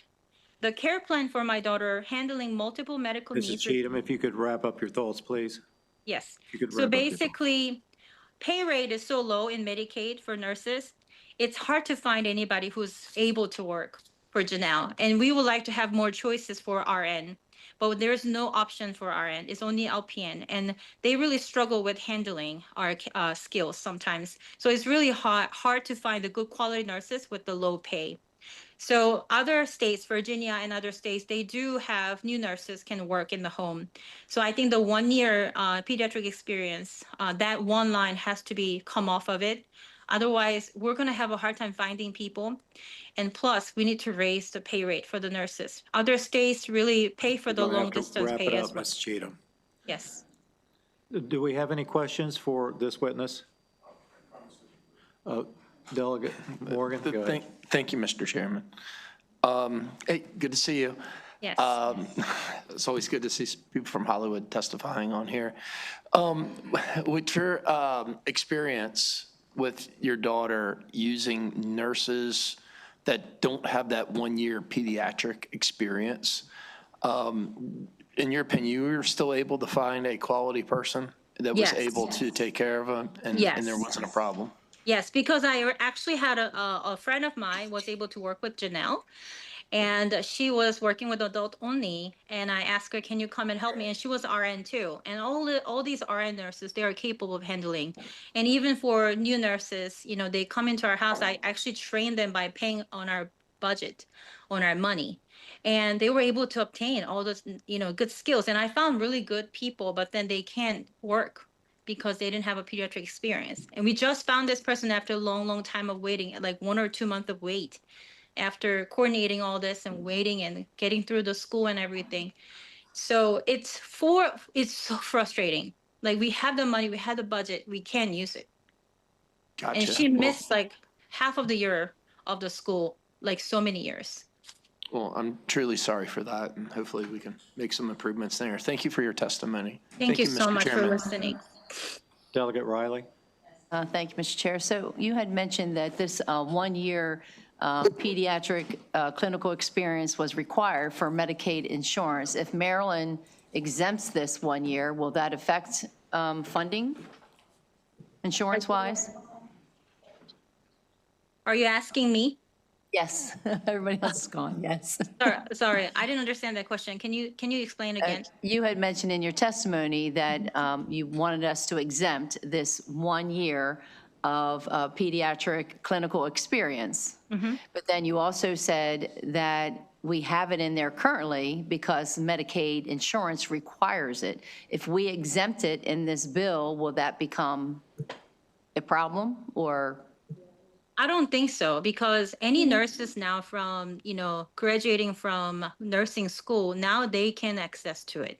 And they can obtain skills from training from the agency.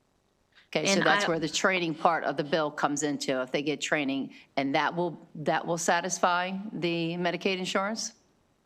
What do you mean satisfy? As far as getting reimbursed? I could take this offline. You might not be the right person to answer that, but I'm sure we had other folks. Okay. Right. Thank But you as- so much. I appreciate your testimony. And I sorry want to hear tell about you, I your appreciate family. all your hard work too. That Thank you know, you. you guys are creating wonderful work there. Thank you. Do we have any other questions for this witness? Ms. Cheatham, thank you for testifying and sharing your personal experience with us today. Thank you. Can I say one more thing? I'm going to let you go ahead since you're the last one and you hung in there till the end today. I waited for like 60 hours, actually. Thank you. I appreciate the opportunity. This has been years. She's 15 years old, but I moved to Maryland 2012. It's been in 2014. It's a quite the experience compared to Virginia. And so we've been just sitting and waiting for any help. And as a military spouse, and I have 5 kids, and I was pregnant, I had a cancer in 2021. Nobody was there for me. And it's been really challenging. So I just want you to know, it's been really hard for us. Well, thank you for sharing that with us, and thank you for waiting so long to testify for us today. I appreciate that. With that, that concludes the bill hearing on House Bill 1284. Move favor.